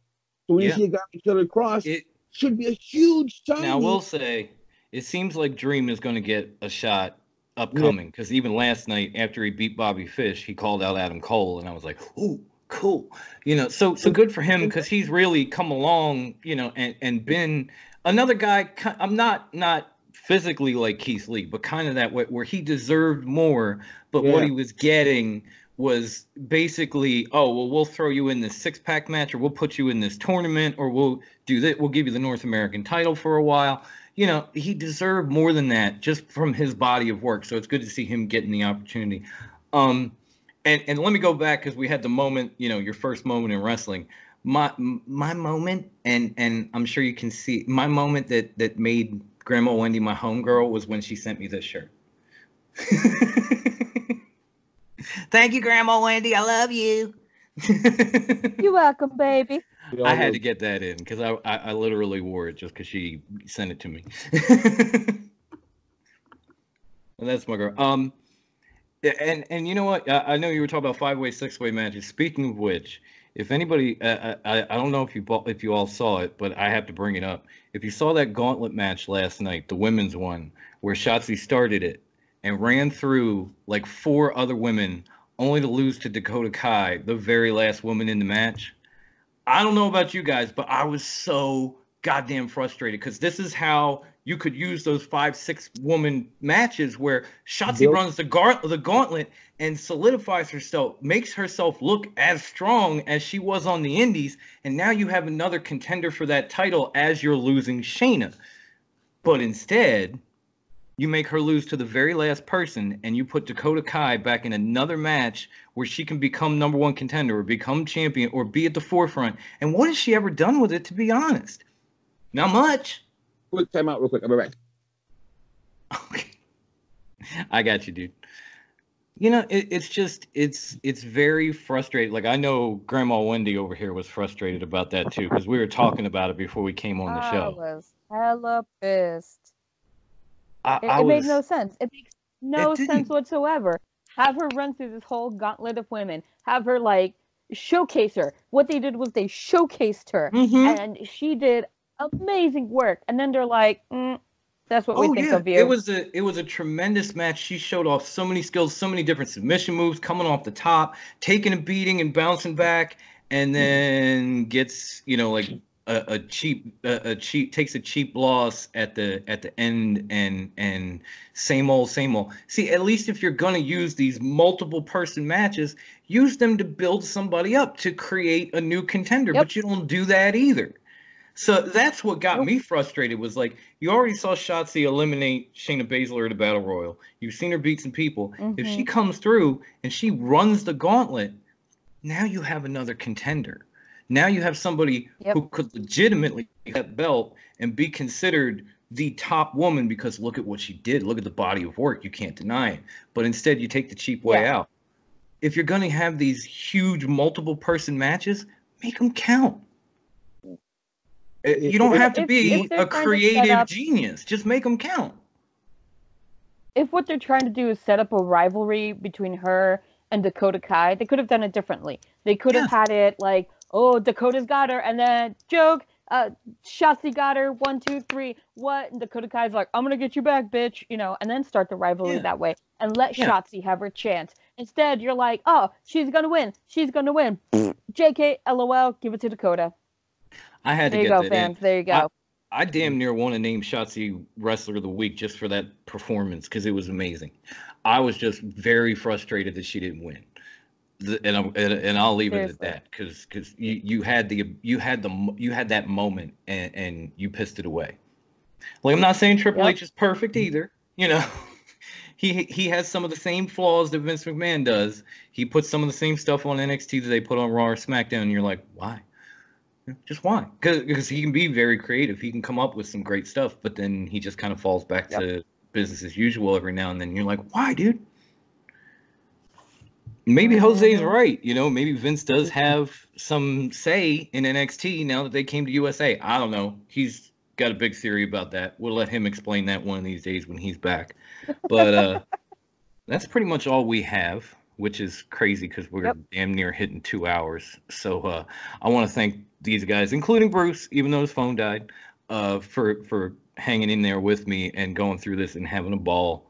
I love this episode. I'm hoping people do too.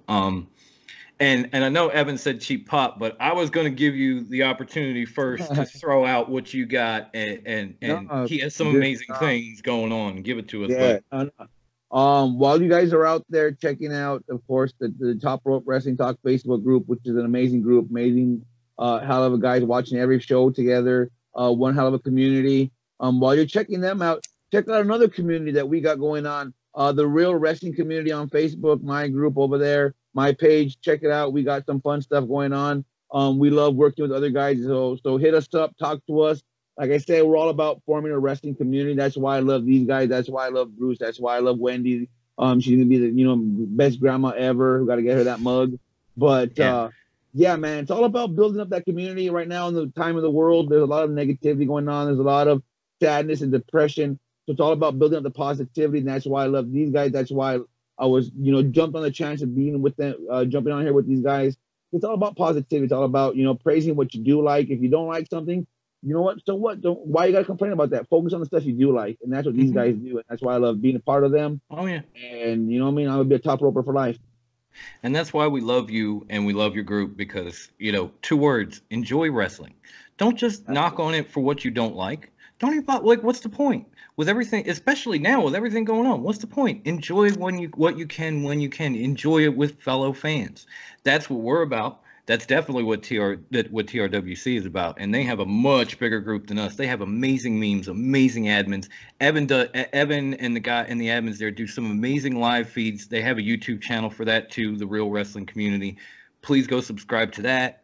Check out Evan's feeds. He's got some great stuff. He's a very fun. If you haven't noticed, he's a very funny dude. We love having him on. I'm glad to get you back. And from there, I'm gonna let Wendy give us our own places where you can find us on social media, and then I've got a couple things and we're out of here.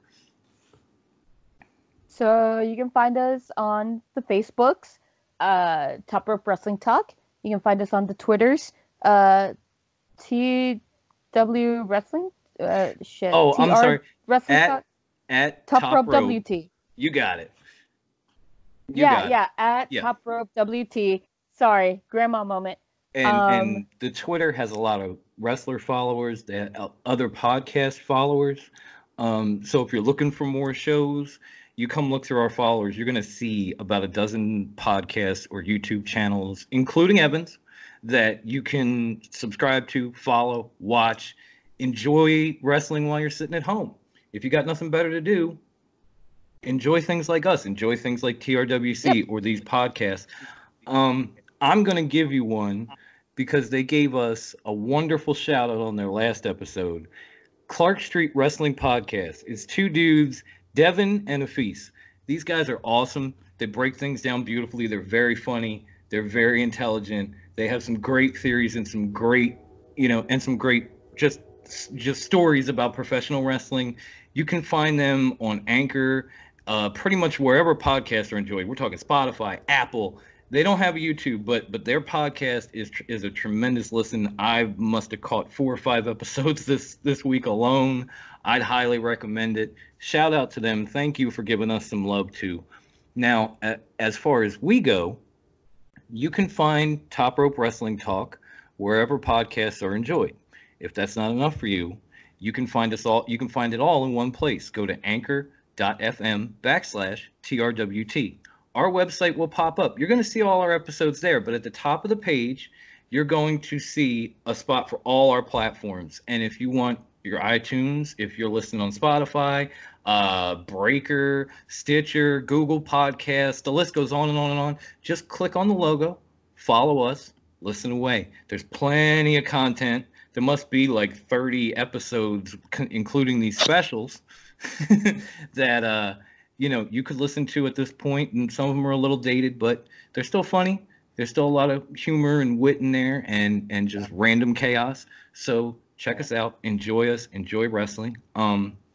And for the high class one, Bruce, whose phone died, my evil brother right here, Evan, the best grandma in the world, Wendy, I am the one and only South Philly Psycho Dom, and you will actually catch most of us tomorrow for the WrestleMania preview show.